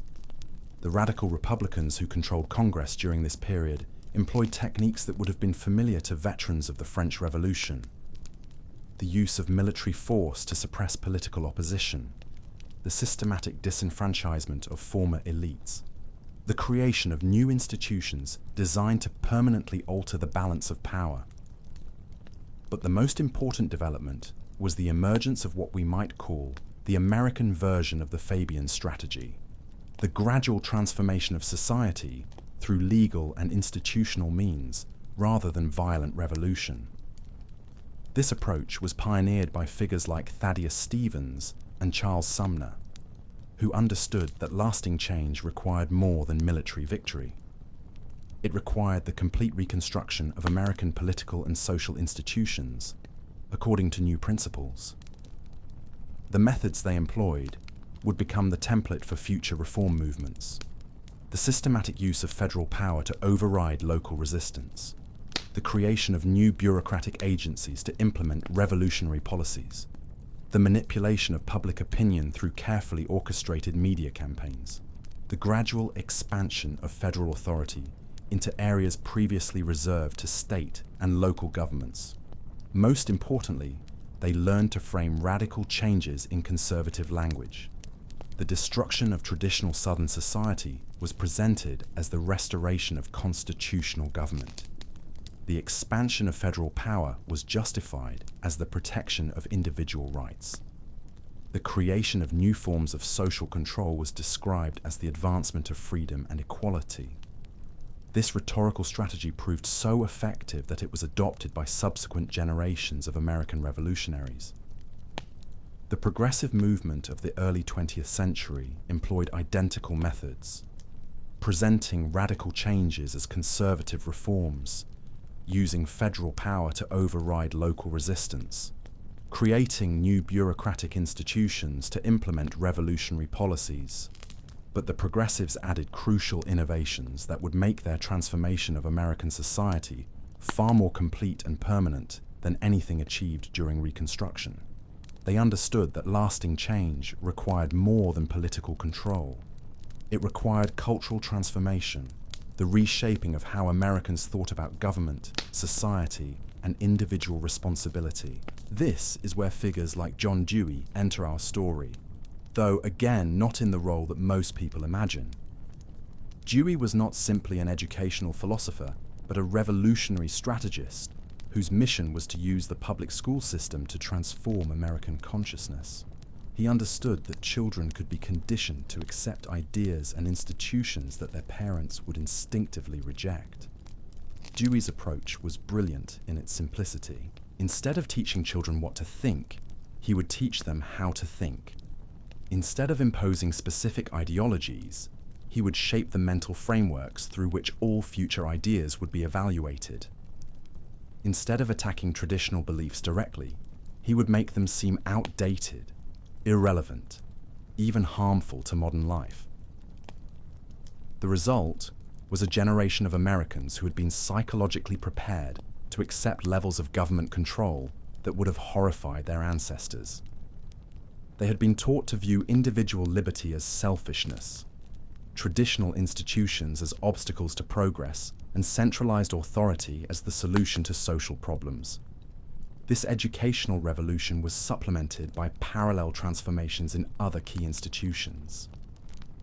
The legal system was gradually reformed to emphasize social utility over constitutional principles. The media was professionalized and concentrated in the hands of people who shared a common worldview.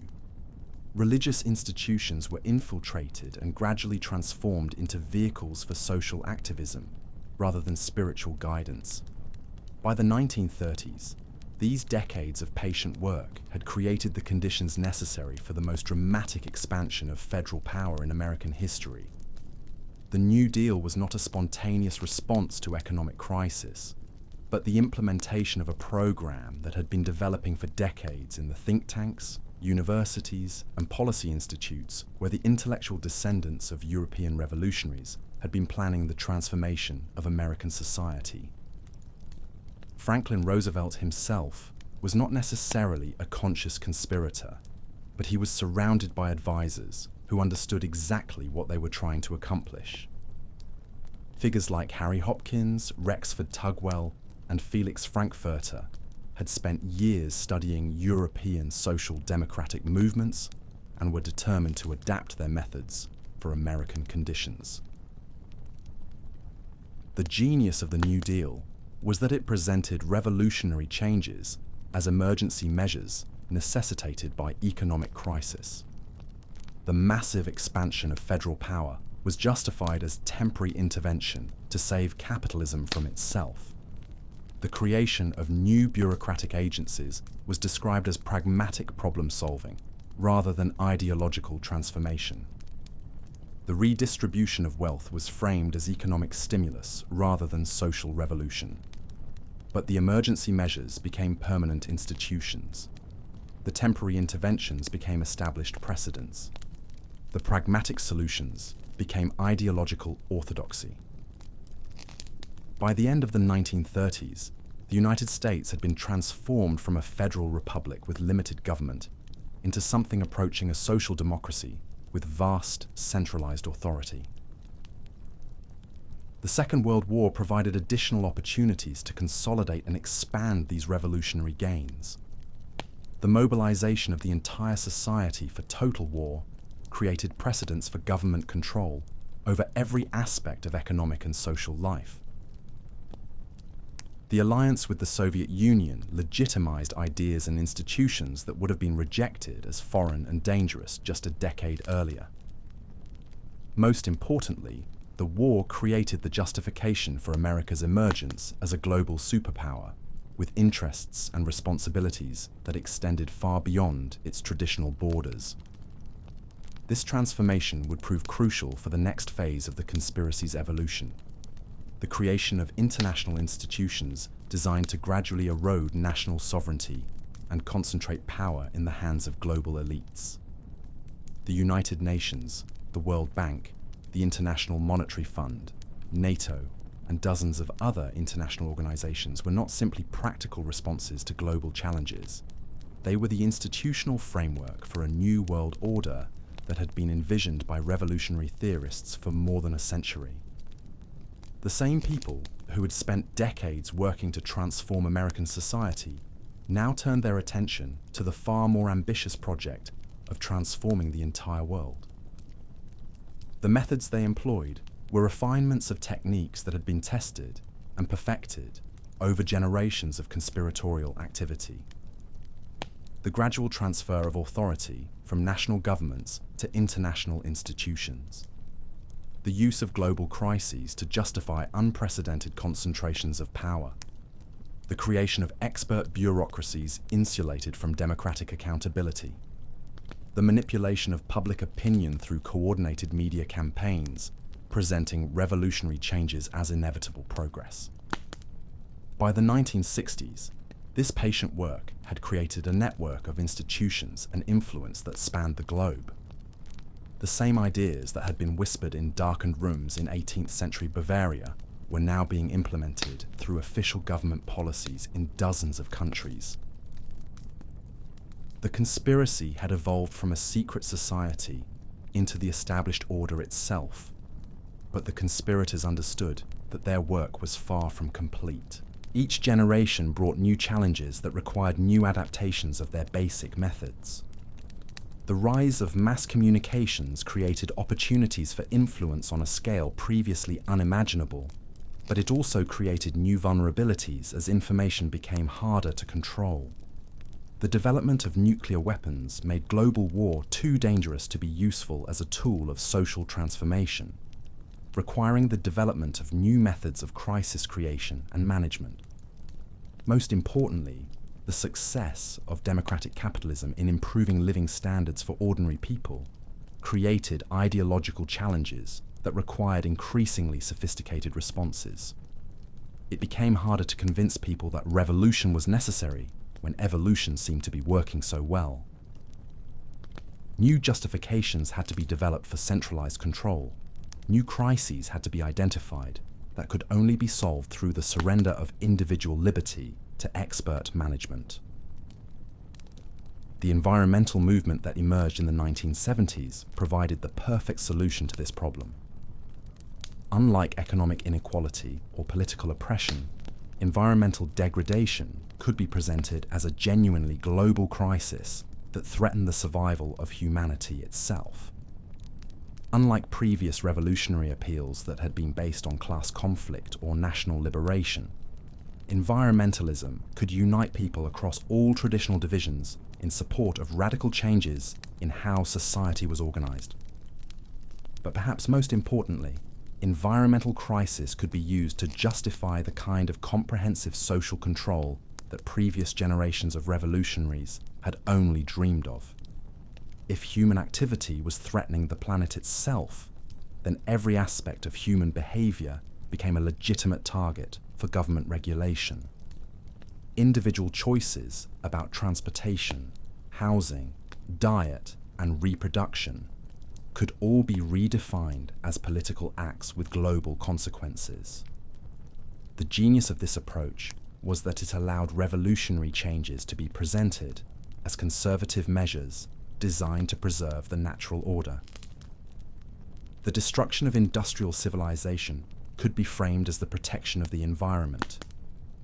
The concentration of power in international institutions could be justified as the only way to address global problems. The reduction of living standards for ordinary people could be described as the price of planetary survival. As we stand here today, more than 2 centuries after that fateful meeting in Ingolstadt, we can see how the methods pioneered by those 5 conspirators have evolved and adapted to every new challenge and opportunity. The techniques have become more sophisticated, the reach more global, the timeline more extended. But the fundamental goal remains unchanged: the concentration of power in the hands of those who believe themselves qualified to rule over the rest of humanity. The conspiracy that began as a secret society in a Bavarian university town has grown into something that encompasses every major institution in the modern world. It operates through governments we elect, corporations we patronize, universities we attend, media organizations we trust. It has become so deeply embedded in the fabric of modern civilization that most people cannot imagine alternatives to its basic assumptions and methods. Tomorrow, we'll explore the final phase of this investigation, examining how the ancient dream of world domination has found new expression in the digital age. We'll discover how the tools of global communication, financial integration, and technological control have created possibilities that even the most ambitious 18th century conspirators could never have envisioned. But for now, as we prepare to rest in the comfortable darkness of another night, consider this disturbing possibility. Every crisis that strengthens centralized authority, every solution that reduces individual liberty, every step toward a global integration that we're told is inevitable, may be part of a plan that has been unfolding for centuries, guided by an invisible hand that learned long ago to make its victims grateful for their chains. The seeds planted in that darkened room have grown into a forest that now covers the entire world. The harvest that those 5 men dreamed of may finally be at hand. And the most terrifying part of all is that most of us have been convinced to help with the reaping, believing all the while that we are working for our own benefit, rather than serving masters whose names we will never know. Sleep well, my friends. But remember that while you dream of freedom, others remain awake, putting the finishing touches on a cage so beautiful, so comfortable, so perfectly designed that its prisoners will never want to escape. The machinery of revolution, once set in motion by those 5 conspirators in their Bavarian sanctuary, had learned to feed upon itself, growing stronger and more sophisticated with each passing decade. By the dawn of the 20th century, what had begun as the fevered dream of a handful of radical intellectuals had evolved into something far more dangerous, far more pervasive, and infinitely more patient than even Adam Weishaupt could have envisioned in his darkest moments of revolutionary ambition. The new century brought with it unprecedented opportunities for those who understood the art of invisible influence. The industrial age had created vast concentrations of wealth and power, but it had also created something equally valuable to the conspirators: mass society, millions of people disconnected from traditional communities and institutions, ripe for manipulation by those who possess the right techniques and the will to use them. Picture, if you will, the sprawling industrial cities that had sprouted across Europe and America like mushrooms after rain. Manchester, Detroit, Birmingham, Pittsburgh, places where ancient rhythms of life had been shattered by the relentless machinery of progress, where men and women worked in factories by day and returned to crowded tenements by night, cut off from the land, from their ancestors, from everything that had once given meaning to human existence. Into this spiritual vacuum came the intellectual descendants of the Illuminati, no longer operating through crude secret societies, but through something far more sophisticated: the network of think tanks, foundations, universities, and international organizations that would become the invisible government of the modern world. They had learned the crucial lesson that true power lies not in giving orders, but in shaping the ideas that determine what orders will be given. At the center of this new phase of the conspiracy stood figures whose names have been carefully scrubbed from the popular histories.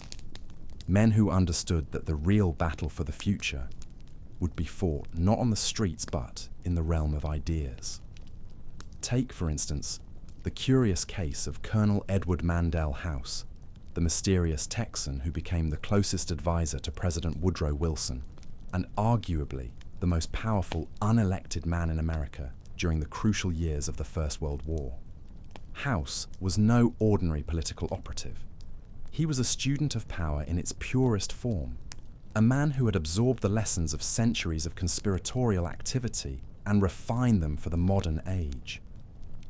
His masterwork, a novel published in 1912 titled Philip Drew, Administrator, reads like a blueprint for the transformation of American society through the application of enlightened despotism. In House's vision, traditional constitutional government would be replaced by rule by expert administrators who understood the science of social organization. Democracy would be maintained as a facade, but real power would rest in the hands of those qualified to wield it. The masses would be given the illusion of choice while being carefully guided toward decisions that served the interests of their betters. Sound familiar? This was Weishaupt's vision updated for the 20th century, stripped of its crude anti-religious rhetoric and clothed in the respectable language of progressive reform. House understood that Americans would never consciously accept tyranny, but they might be persuaded to embrace it if it was presented as scientific management, social efficiency, expert guidance for the common good. The First World War provided House and his network with the perfect laboratory for testing their theories on a global scale. The massive expansion of government power required to prosecute modern warfare created precedents that could be used to justify future interventions in every aspect of society. The mobilization of entire populations demonstrated the potential for social engineering on a scale previously unimaginable. Most importantly, the war created the justification for international institutions that could begin the gradual process of eroding national sovereignty. It was House who played the crucial role in convincing Wilson to support the creation of the League of Nations, that first tentative step toward world government that the conspirators had been dreaming of for generations. The League failed, of course, but its failure was itself a valuable learning experience. The next attempt would be better planned, more carefully orchestrated, more thoroughly prepared. But perhaps House's most important contribution was his role in the creation of what would become known as the Council on Foreign Relations. That exclusive club of bankers, lawyers, academics, and government officials that would serve as the primary vehicle for elite coordination of American foreign policy for the next century. The CFR was not, as its defenders claimed, simply a forum for the discussion of international affairs. It was the American branch of an international network dedicated to the gradual transformation of the global political and economic system. The genius of organizations like the CFR was that they allowed the conspirators to maintain plausible deniability while exercising real influence. They could honestly claim that they were not controlling government policy because they were not giving direct orders to elected officials. They were simply facilitating discussions among concerned citizens who happened to hold positions of enormous power and influence. This method of influence through ideas rather than commands proved far more effective than the crude conspiracies of earlier eras. When government officials implemented policies that served elite interests, they could honestly say they were acting on their own convictions rather than following orders from shadowy masters. The fact that their convictions had been carefully shaped by years of exposure to particular ideas and arguments was conveniently overlooked. The 1920s saw the refinement of these techniques to a degree that would have amazed the original Illuminati conspirators. The development of mass media created opportunities for psychological manipulation on a scale previously unimaginable. Radio allowed small groups of people to shape the thoughts and opinions of millions simultaneously. The emerging advertising industry demonstrated that human behavior could be modified through the systematic application of psychological techniques. Most importantly, the decade saw the professionalization of what had once been an art practiced by intuitive revolutionaries. Figures like Edward Bernays, the nephew of Sigmund Freud, developed techniques for mass persuasion that drew on the latest discoveries in psychology and sociology. Bernays understood that people could be manipulated more effectively through their emotions than through their rational faculties. He demonstrated that consumers could be convinced to buy products they didn't need by appealing to unconscious desires and fears. But Bernays went further than simple commercial manipulation. He showed that citizens could be persuaded to support policies that were contrary to their own interests by framing those policies in terms of abstract ideals like freedom, democracy, and progress. He developed what he called the engineering of consent, the systematic manipulation of public opinion through the careful orchestration of news coverage, expert testimony, and grassroots campaigns. The techniques developed by Bernays and his colleagues became the foundation for modern political campaigning, corporate marketing, and what we now call public relations. But they also provided the tools necessary for the most sophisticated form of social control ever devised, the creation of artificial consensus through the manipulation of public opinion. This was the ultimate evolution of the Illuminati methodology. Instead of imposing their will through force or crude deception, the modern conspirators learned to make their victims complicit in their own subjugation. They created systems that gave people the illusion of choice while ensuring that all available options served elite interests. They developed techniques for channeling popular discontent in directions that would not threaten the fundamental structure of power. The Great Depression provided the perfect opportunity to test these new methods on a massive scale. What most Americans understood as an economic crisis requiring emergency government intervention was seen by the conspirators as a golden opportunity to implement changes that would have been impossible under normal circumstances.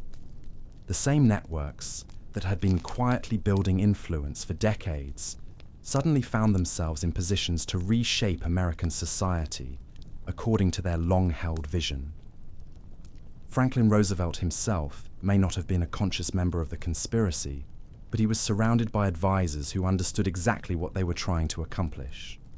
Figures like Harry Hopkins, Rexford Tugwell, and Felix Frankfurter had spent years studying European social democratic movements and were determined to adapt their methods for American conditions. The New Deal was not a spontaneous response to economic crisis, but the implementation of a program that had been developing for decades in the policy institutes and think tanks where the intellectual descendants of European revolutionaries had been planning the transformation of American society. The massive expansion of federal power was justified as temporary intervention to save capitalism from itself. The creation of new bureaucratic agencies was described as pragmatic problem-solving rather than ideological transformation. But the emergency measures became permanent institutions. The temporary interventions became established precedents. The pragmatic solutions became ideological orthodoxy. By the end of the 1930s, the United States had been transformed from a federal republic with a limited government into something approaching a managed economy with vast centralized authority. The Second World War provided additional opportunities to consolidate and expand these revolutionary gains. The mobilization of the entire society for total war created precedents for government control over every aspect of economic and social life. The alliance with the Soviet Union legitimized ideas and institutions that would have been rejected as foreign and dangerous just a decade earlier. Most importantly, the war created the justification for America's emergence as a global superpower, with interests and responsibilities that extended far beyond its traditional borders. This transformation would prove crucial for the next phase of the conspiracy's evolution: the creation of international institutions designed to gradually erode national sovereignty and concentrate power in the hands of global elites. The United Nations was not simply a practical response to the need for international cooperation. It was the institutional framework for a new world order that had been envisioned by revolutionary theorists for more than a century. The same people who had spent decades working to transform American society now turned their attention to the far more ambitious project of transforming the entire world. But the conspirators understood that this transformation would require more than new institutions. It would require a fundamental change in how people thought about nationality, sovereignty, and individual rights. The old loyalties to family, community, and country would have to be weakened and eventually replaced by loyalty to humanity as a whole, as represented by international institutions and global elites. This is where the Cultural Revolution of the 1960s enters our story, though not in the way most people understand it. What appeared to be a spontaneous uprising of youth against establishment authority was actually a carefully orchestrated campaign to destroy the cultural foundations of Western civilization. The same networks that had been working to concentrate political and economic power now turned their attention to the more fundamental task of reshaping human consciousness itself. The techniques employed were refinements of methods that had been tested and perfected over generations of revolutionary activity. Instead of attacking traditional values directly, they were made to seem outdated, repressive, even harmful to human development. Instead of promoting revolutionary alternatives openly, they were introduced gradually through the educational system, the entertainment industry, and what we now call the mainstream media.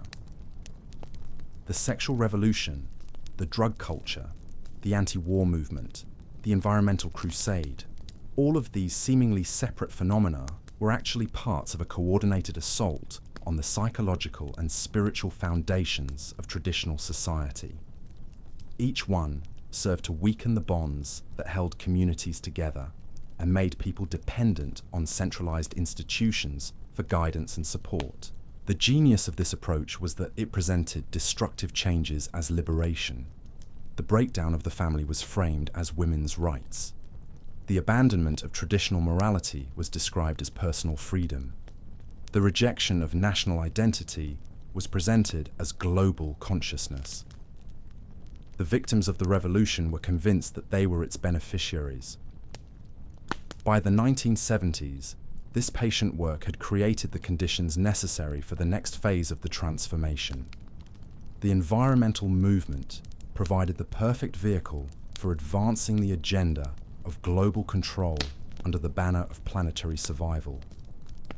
Unlike previous revolutionary appeals that had been based on class conflict or national liberation, environmentalism could unite people across all traditional divisions in support of radical changes in how society was organized. But perhaps most importantly, environmental crisis could be used to justify the kind of comprehensive social control that previous generations of revolutionaries had only dreamed of. If human activity was threatening the planet itself, then every aspect of human behavior became a legitimate target for regulation by international authorities. Individual choices about transportation, housing, diet, and reproduction could all be redefined as political acts with global consequences. The climate change movement that emerged in the following decades represented the culmination of centuries of conspiratorial evolution. It combined sophisticated propaganda techniques with genuine scientific research to create a narrative so compelling that questioning it became literally unthinkable for most educated people. It provided the justification for the kind of global governance system that the original Illuminati conspirators had envisioned but could never have implemented with the crude tools at their disposal. The beauty of the climate narrative was that it made resistance seem not just unreasonable, but immoral. Anyone who questioned the need for drastic action could be portrayed as selfish, ignorant, or actually evil. The normal democratic processes of debate and compromise were suspended in the face of planetary emergency.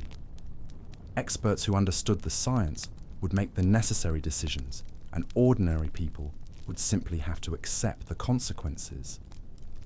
Meanwhile, the digital revolution was creating new possibilities for control that surpassed even the wildest dreams of previous generations of conspirators.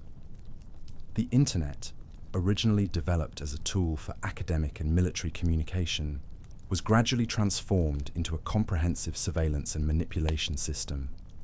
Social media platforms that promised to connect people and democratize information instead became instruments for monitoring behavior and shaping opinion on an unprecedented scale.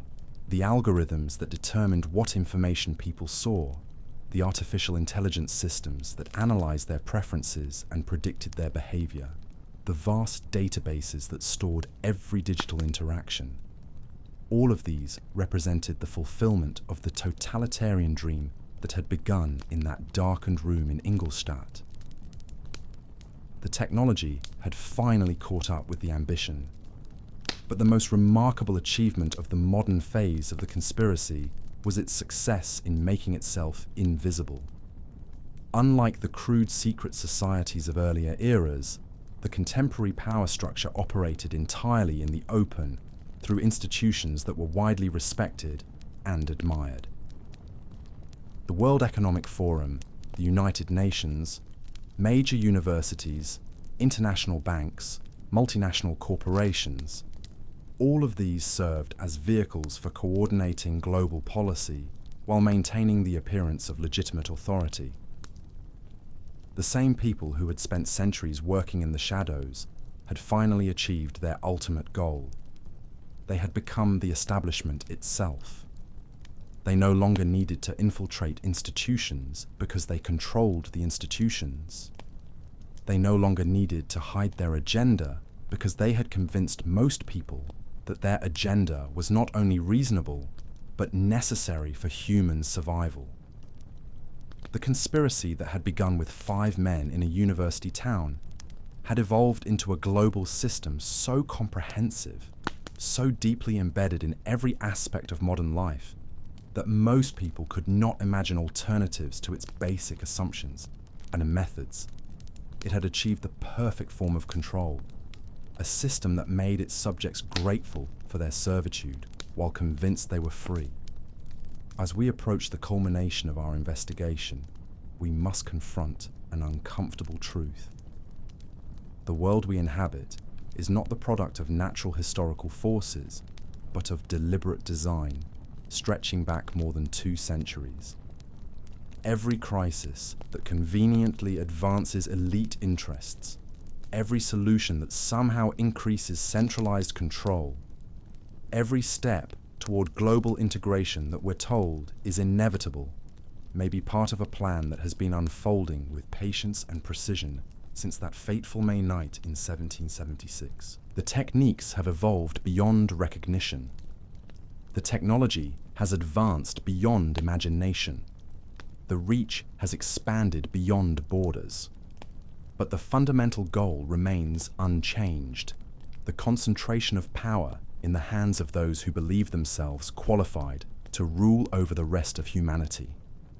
They have learned to make slavery look like freedom, oppression feel like liberation, and control seem like cooperation. Tomorrow, we'll reach the end of our journey into these forbidden archives, exploring how the ancient dream of world domination has found its ultimate expression in our digital age.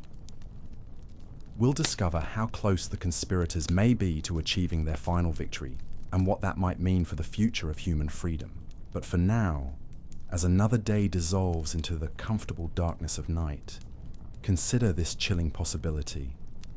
Everything you've been taught about progress, democracy, and individual rights may be nothing more than a carefully constructed illusion, designed to keep you compliant, while invisible hands reshape the world according to their vision.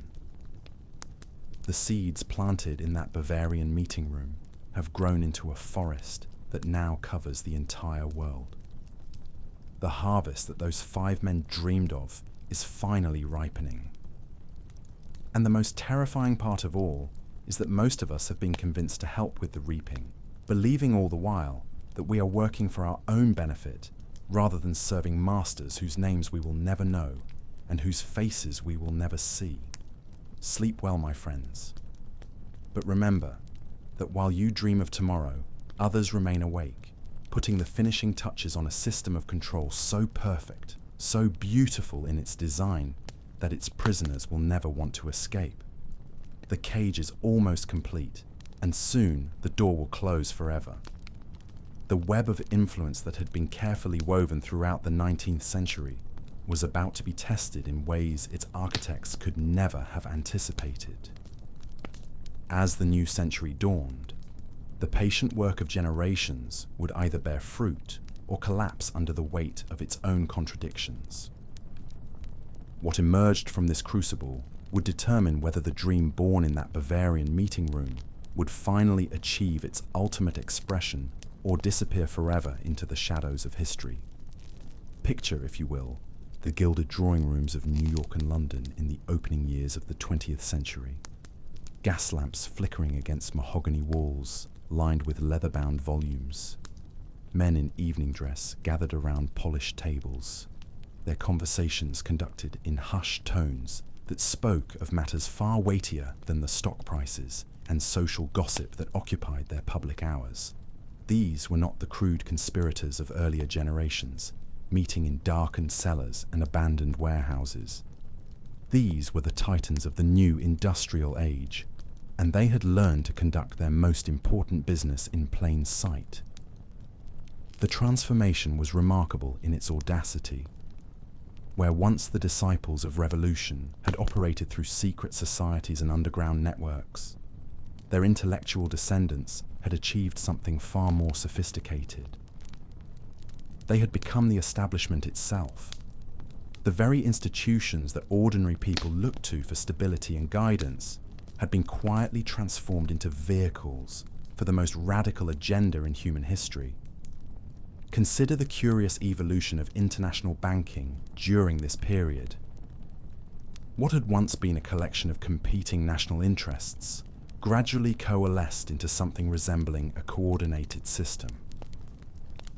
The great banking houses of Europe and America, many of them connected by marriage and mutual interest, began to develop a shared vision of how global finance should operate.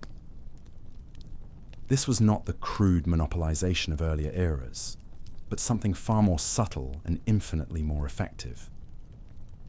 The genius of their approach lay in understanding that true control came not from owning everything, but from controlling the flow of credit that made modern commerce possible. By coordinating their lending practices, by establishing common standards for international exchange, by creating institutions that appeared to serve the public interest while actually advancing private agendas, they achieved a level of influence that no monarch or military conqueror had ever possessed. The establishment of central banks in country after country followed a remarkably similar pattern. Economic crises would emerge, often with convenient timing, creating public demand for expert solutions to complex problems. The same circles that had helped create the conditions for crisis would then step forward to offer remedies that invariably involved the creation of new institutions with unprecedented powers over national economies. The Federal Reserve System, established in the United States in 1913, provided the template that would be replicated around the world. Ostensibly created to provide stability and prevent financial panics, it actually concentrated enormous power in the hands of private interests operating under the cover of public authority. The complexity of its structure ensured that few people understood how it actually worked, while its technical nature discouraged scrutiny from elected officials who lacked the expertise to challenge its decisions. But the banking revolution was merely one component of a far broader transformation. The same period saw the emergence of what would later be called the military-industrial complex, vast networks of corporations, government agencies and research institutions that blurred the traditional boundaries between public and private power. The development of modern warfare required unprecedented coordination between different sectors of society, creating opportunities for influence that transcended normal democratic processes. The First World War provided the perfect laboratory for testing these new arrangements on a global scale. What appeared to be a tragic conflict between rival empires was actually the first modern experiment in total social mobilization. Entire populations were reorganized according to the demands of industrial warfare. Traditional freedoms were suspended in the name of national emergency. Most importantly, precedents were established for the kind of comprehensive government control that peacetime conditions would never have permitted.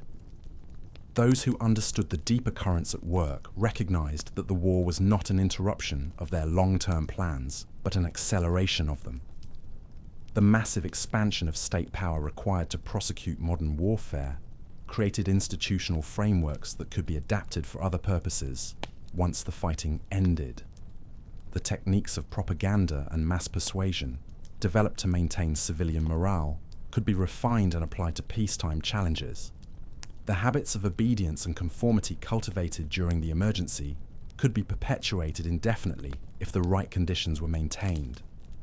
The Russian Revolution of 1917 provided another crucial data point for those studying the science of social transformation.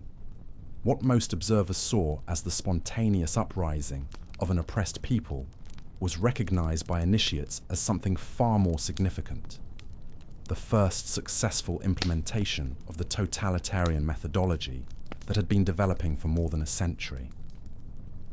The Bolsheviks had absorbed every lesson taught by their revolutionary predecessors. They understood that successful revolution required more than the overthrow of existing governments. It required the complete transformation of human consciousness itself. Traditional loyalties to family, religion, and community had to be systematically destroyed and replaced by devotion to the revolutionary state and its ideology. The methods they employed were refinements of techniques that had been tested in smaller contexts for generations. The cell structure that allowed for coordination while maintaining security. The use of front organizations to advance the agenda while maintaining plausible deniability. The systematic infiltration of existing institutions rather than their direct destruction. The manipulation of language to make revolutionary concepts appear reasonable and necessary. But perhaps most importantly, the Bolsheviks demonstrated that modern technology could be harnessed to achieve levels of control that previous tyrants could only dream of. The telegraph, the radio, the printing press, the railroad, the factory system itself, all of these innovations of the industrial age could be coordinated to create a surveillance and control apparatus of unprecedented scope and efficiency. The Soviet experiment was watched with intense interest by networks throughout the Western world, not because they supported communist ideology, but because they recognized the techniques being employed and wanted to understand how they might be adapted for other purposes. The same methods that created a socialist state in Russia could potentially be used to achieve different objectives in different contexts. This was the crucial insight that would guide the next phase of the conspiracy's evolution. Instead of promoting a single ideology or political system, the networks began to focus on perfecting the tools of control themselves. Whether the final result was called socialism, fascism, or democracy mattered less than ensuring that real power remained concentrated in the hands of those who understood how to wield it effectively. The period between the two world wars saw an explosion of experimentation in these techniques. In Germany, a failed artist named Adolf Hitler demonstrated how modern propaganda methods could be used to mobilize an entire population in support of the most extreme policies.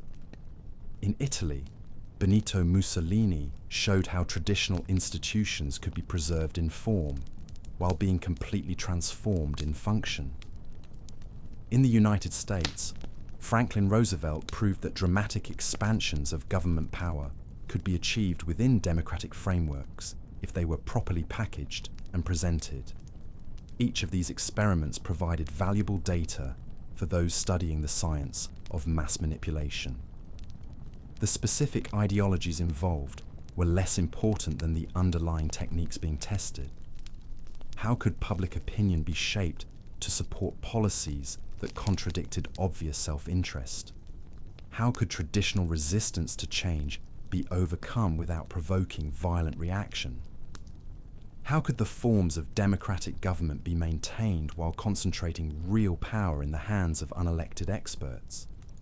The answers to these questions were being developed in think tanks and policy institutes, in university departments and foundation boardrooms, by networks that transcended national boundaries and political affiliations. The same people who advise governments also funded research institutions, controlled major media outlets, and shaped educational curricula. They created what amounted to a parallel structure of power that operated alongside official government while maintaining the appearance of independence. The Second World War provided the ultimate test of these evolving systems. The conflict required coordination on a scale that dwarfed even the First World War, creating opportunities for institutional innovation that would have lasting consequences. The alliance between democratic and communist powers demonstrated that ideological differences need not prevent cooperation when deeper interests were aligned. More importantly, the war created the justification for international institutions that could begin the gradual process of eroding national sovereignty.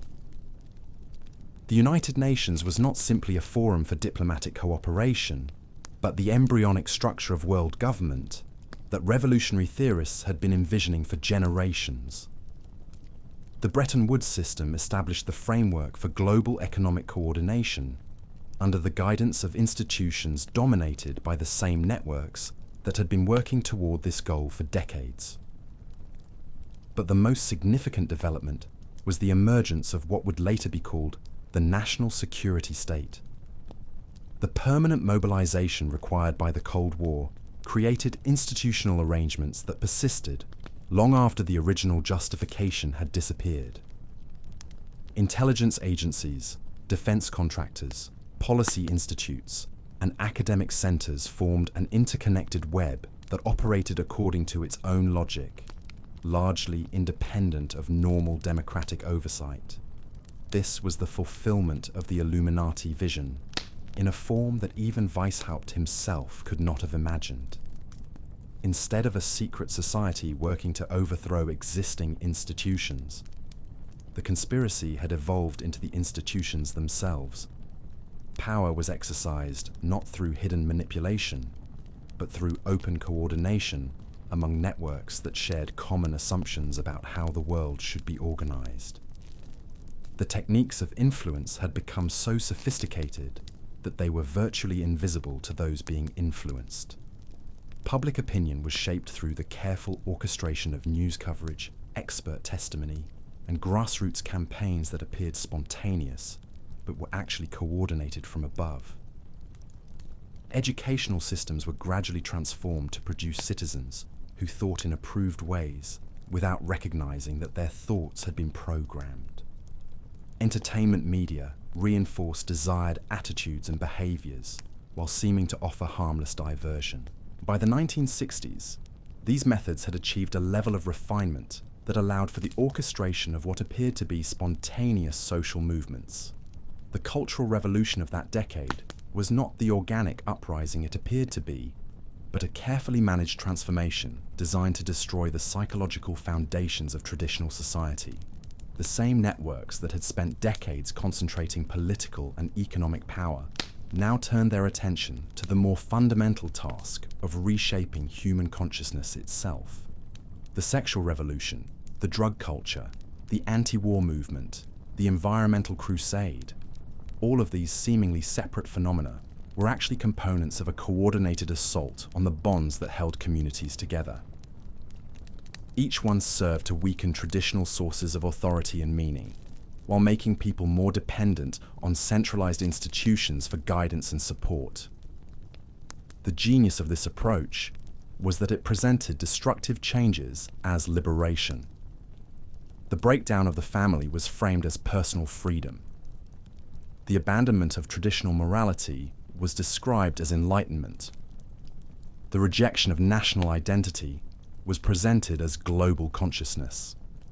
The victims of the revolution were convinced that they were its beneficiaries. The environmental movement that emerged in the 1970s represented a crucial evolution in these techniques. Unlike previous revolutionary appeals that had been based on class conflict or national liberation, environmentalism could unite people across all traditional divisions in support of radical changes in how society was organized. More importantly, environmental crisis could be used to justify the kind of comprehensive control that previous generations of conspirators had only dreamed of. If human activity was threatening the planet itself, then every aspect of human behavior became a legitimate target for regulation by international authorities. Individual choices about transportation, housing, diet, and reproduction could all be redefined as political acts with global consequences. The normal democratic processes of debate and compromise could be suspended in the face of planetary emergency.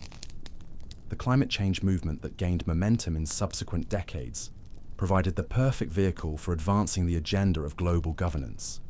It combined sophisticated propaganda techniques with genuine scientific research to create a narrative so compelling that questioning it became literally unthinkable for most educated people. It offered the justification for the kind of world government that revolutionary theorists had been envisioning since the 18th century. Meanwhile, the digital revolution was creating new possibilities for control that surpassed even the most ambitious dreams of previous generations. The internet, originally developed as a tool for academic and military communication, was gradually transformed into a comprehensive surveillance and manipulation system. Social media platforms that promised to democratize information instead became instruments for monitoring behavior and shaping opinion on an unprecedented scale. The algorithms that determined what information people saw, the artificial intelligence systems that analyzed their preferences and predicted their behavior, the vast databases that stored every digital interaction, all of these represented the technological fulfillment of the totalitarian vision that had begun centuries earlier. The tools finally existed to achieve the level of control that previous generations could only imagine. But perhaps the most remarkable achievement of this long transformation was its success in making itself invisible. Unlike the crude, secret societies of earlier eras, the contemporary power structure operated entirely in the open, through institutions that were widely respected and admired. Universities, foundations, international organizations, multinational corporations, all of these served as vehicles for coordinating global policy while maintaining the appearance of legitimate authority. The conspiracy had achieved its ultimate form. It had become the system itself. There was no longer any need for secret meetings or hidden agendas, because the agenda had become the conventional wisdom. The ideas that had once been whispered in darkened rooms were now taught in the finest schools, promoted by the most respected media outlets, and implemented by the most prestigious institutions. Those who might have resisted were neutralized, not through force, but through conditioning. The educational system produced citizens who thought in approved ways without recognizing the source of their thoughts. The entertainment industry reinforced desired attitudes while seeming to offer choice and diversity. The news media created artificial consensus by presenting only a narrow range of acceptable opinions while maintaining the illusion of independent journalism. The result was a form of control more total and more subtle than anything achieved by the crude dictatorships of the past. In authoritarian societies, people knew they were being oppressed and could at least dream of freedom. In the new system, people believed they were already free and therefore saw no need to resist their oppression. As we stand here today, examining the culmination of more than 2 centuries of patient work, we must confront the possibility that everything we have been taught about progress, democracy, and individual rights may be nothing more than a carefully constructed illusion. The world we inhabit is not the product of natural historical forces, but of deliberate design, guided by an invisible hand that learned long ago to make its victims grateful for their servitude. The seeds planted in that darkened room in Ingolstadt have grown into a forest that now covers the entire globe. The harvest that those 5 men dreamed of is finally ripening, and most of us have been convinced to help with the reaping, believing all the while that we are working for our own benefit, rather than serving masters whose names we will never know. The conspiracy has achieved something that no previous generation of revolutionaries could have imagined. It has made itself indispensable. The systems of control have become so deeply embedded in the fabric of modern life that most people cannot conceive of alternatives. The cage has been built so beautifully, so comfortably, that its prisoners have forgotten they are in captivity at all. Tomorrow, we will reach the final chapter of this investigation, exploring how close the architects of this transformation may be to achieving their ultimate victory. But for now, as the comfortable darkness of another night settles around us, remember that the price of freedom has always been eternal vigilance. And in our time, that vigilance must be directed not toward obvious enemies, but toward the very institutions and ideas that we have been taught to trust without question.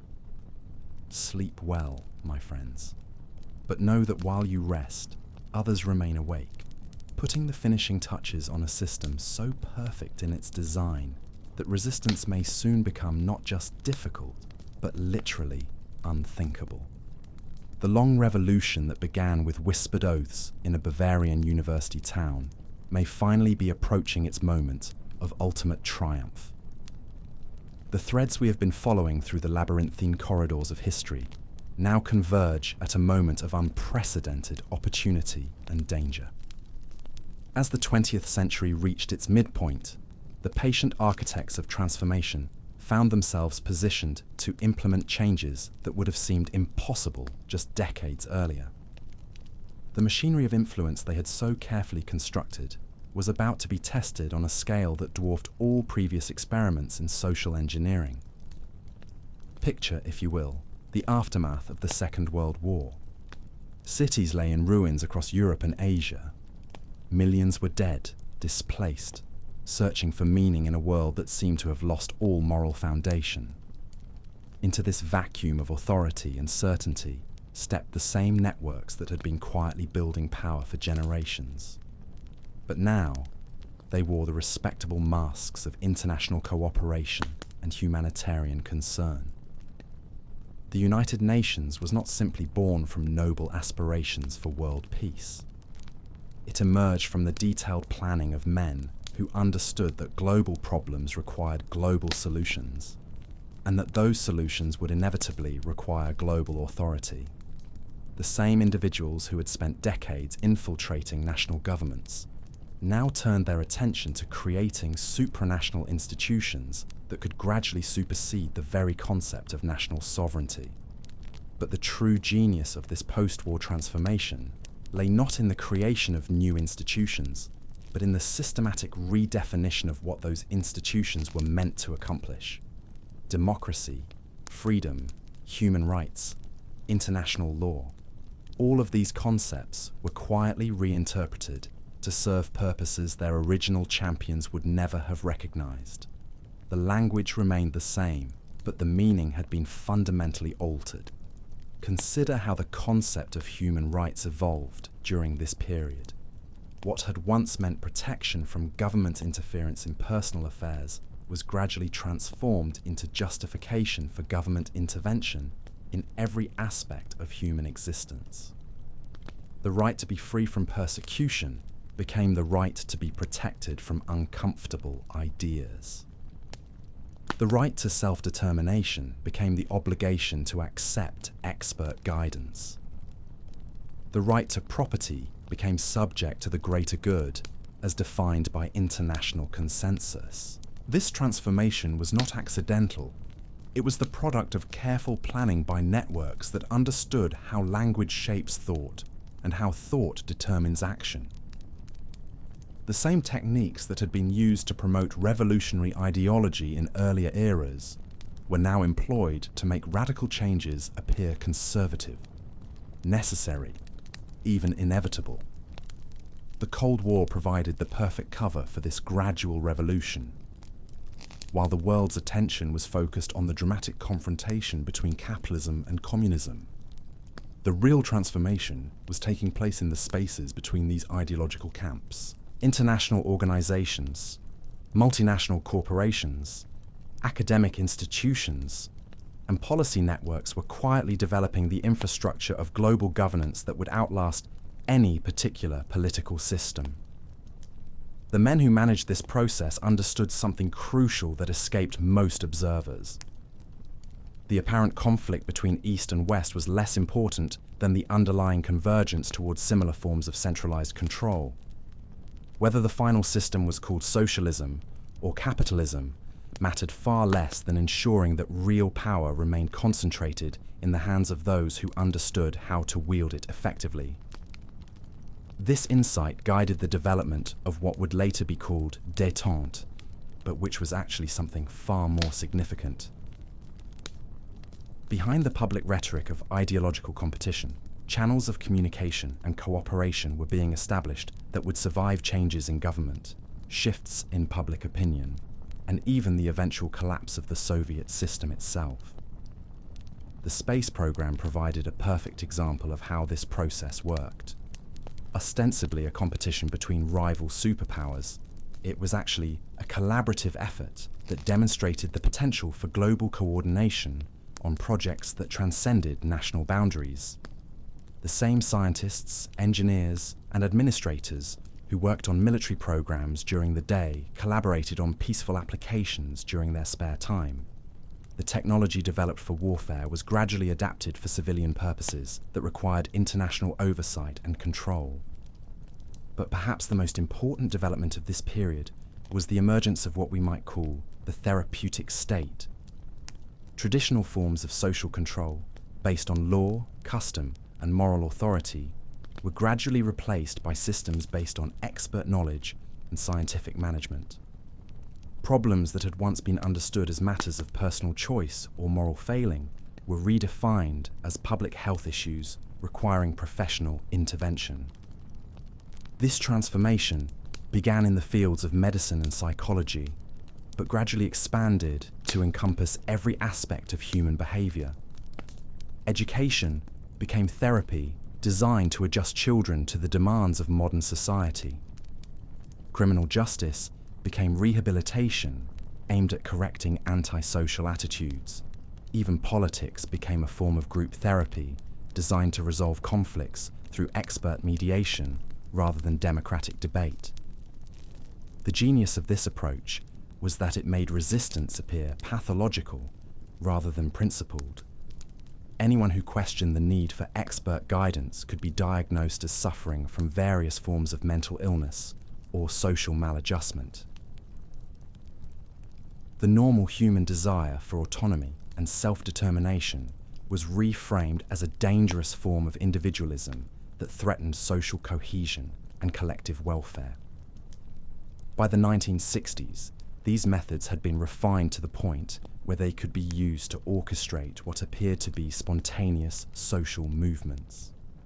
The cultural revolution of that decade was not the organic uprising it seemed to be, but a carefully managed transformation designed to destroy the psychological foundations of traditional society while creating new forms of dependence on centralized authority.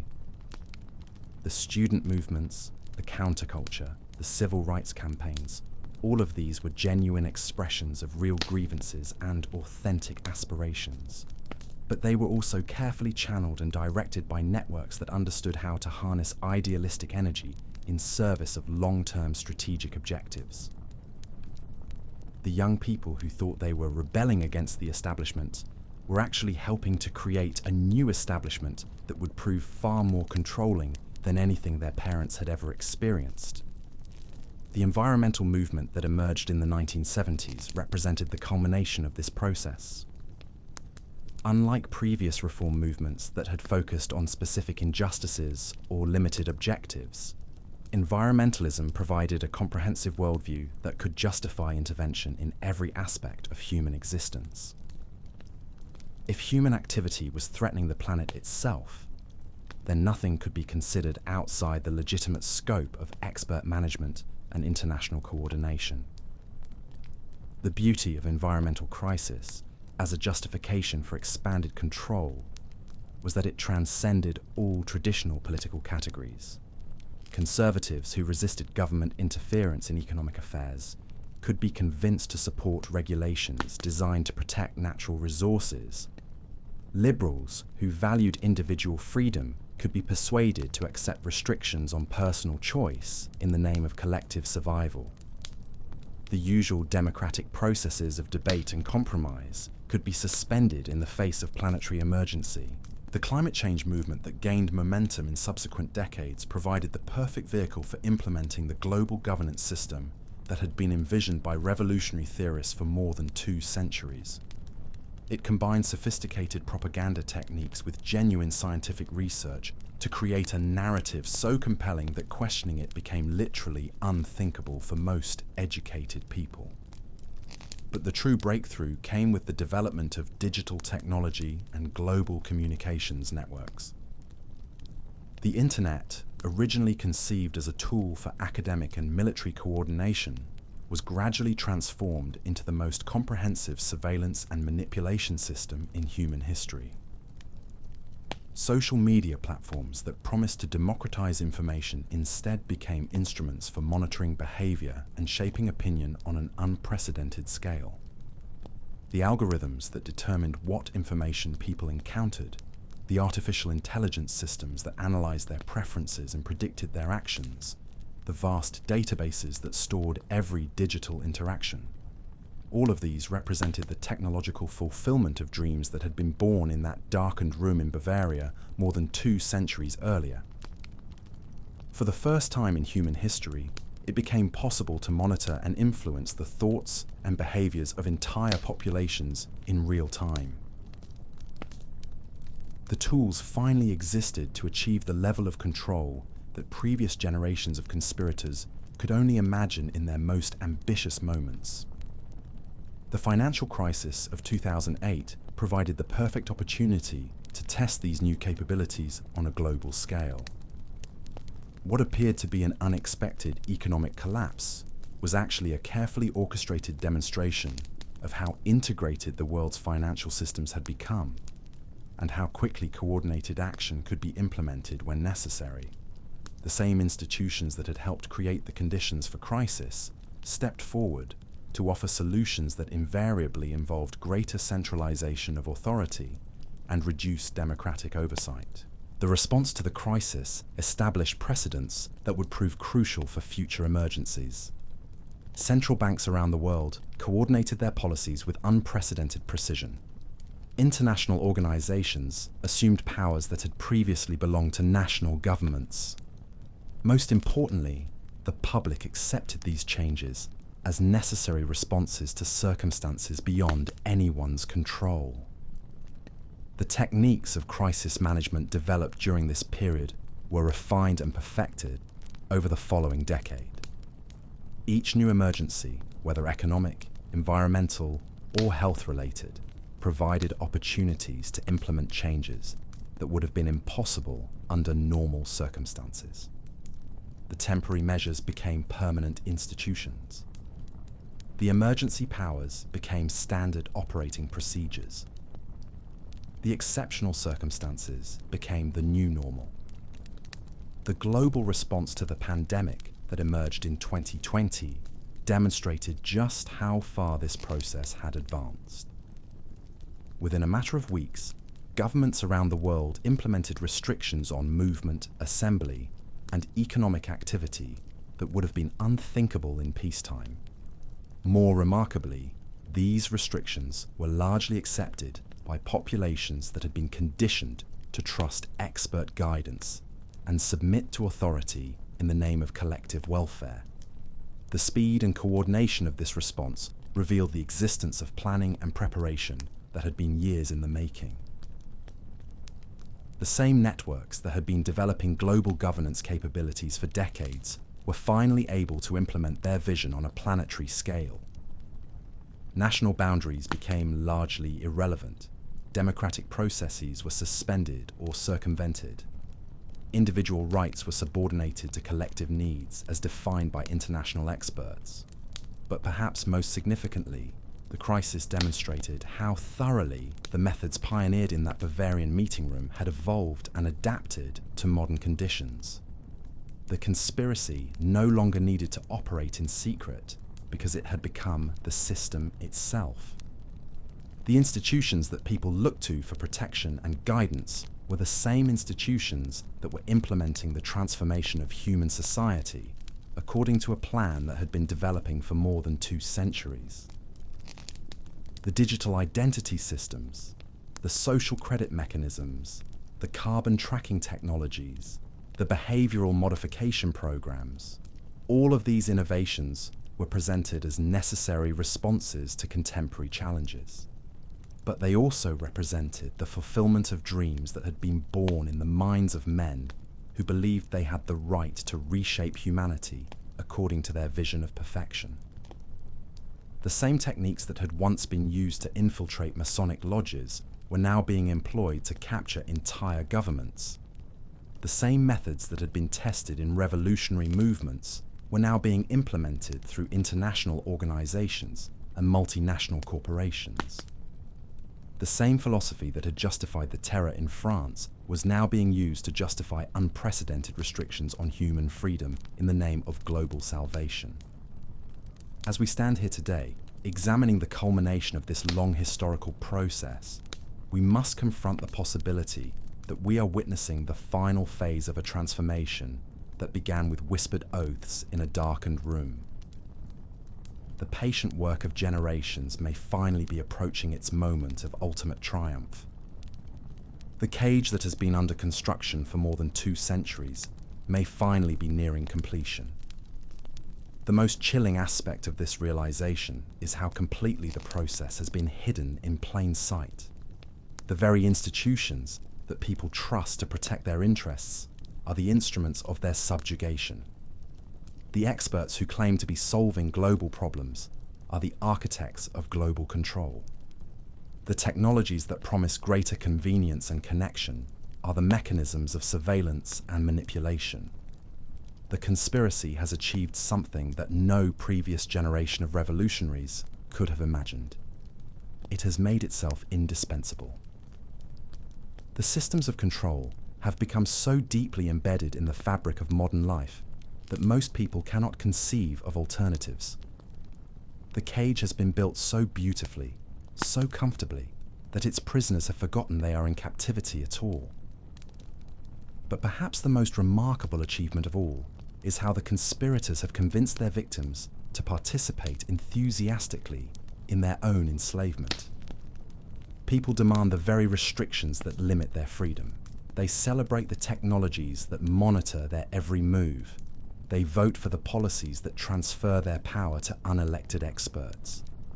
They have been conditioned to believe that submission is liberation, that dependence is security, that control is care. The methods have evolved far beyond anything Adam Weishaupt could have envisioned, but the fundamental goal remains unchanged. A small group of people who believe they are qualified to rule over the rest of humanity have been systematically implementing their vision for more than 2 centuries. They have learned patience. They have mastered subtlety. They have perfected the art of making their subjects grateful for their chains. As we prepare to conclude this investigation into the forbidden archives of history, we must ask ourselves whether there is still time to recognize what has been done, and perhaps even to resist it. The networks of influence and control that have been constructed over generations will not be easily dismantled. The conditioning that has shaped modern consciousness runs deeper than most people realize. The systems that have been put in place may already be too entrenched to challenge through conventional means. But knowledge is power, and understanding is the first step toward freedom. By tracing the threads of this conspiracy back to their origins, by recognizing the patterns that connect seemingly unrelated events, by seeing through the comfortable illusions that have been carefully constructed to keep us compliant, we begin to glimpse the possibility of an alternative future. The story that began in that Bavarian meeting room is not yet finished. The final chapter is still being written.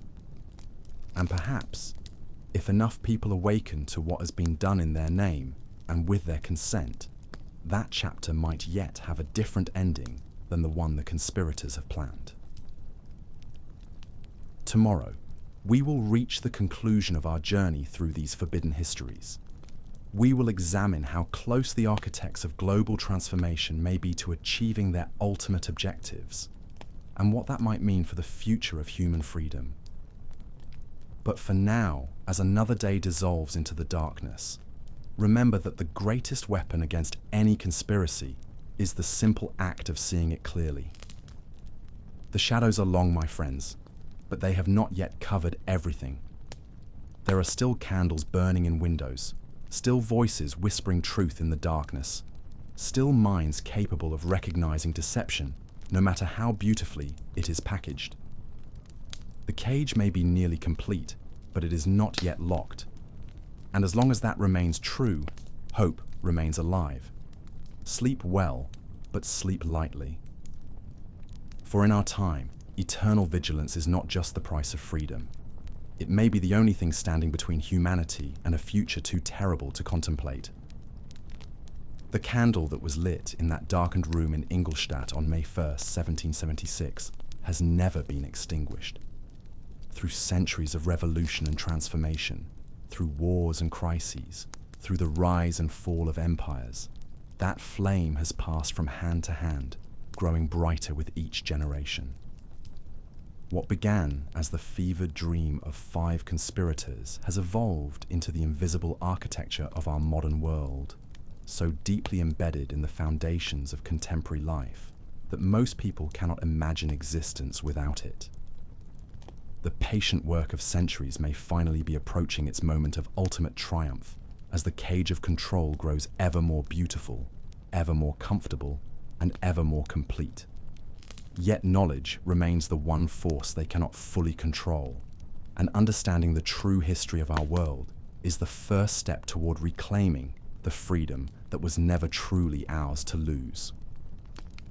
The story that began in Bavaria is not yet finished, and perhaps, if enough souls awaken to the reality of what has been built around them, the final chapter might still be written by those who refuse to accept that humanity's destiny belongs in the hands of hidden masters.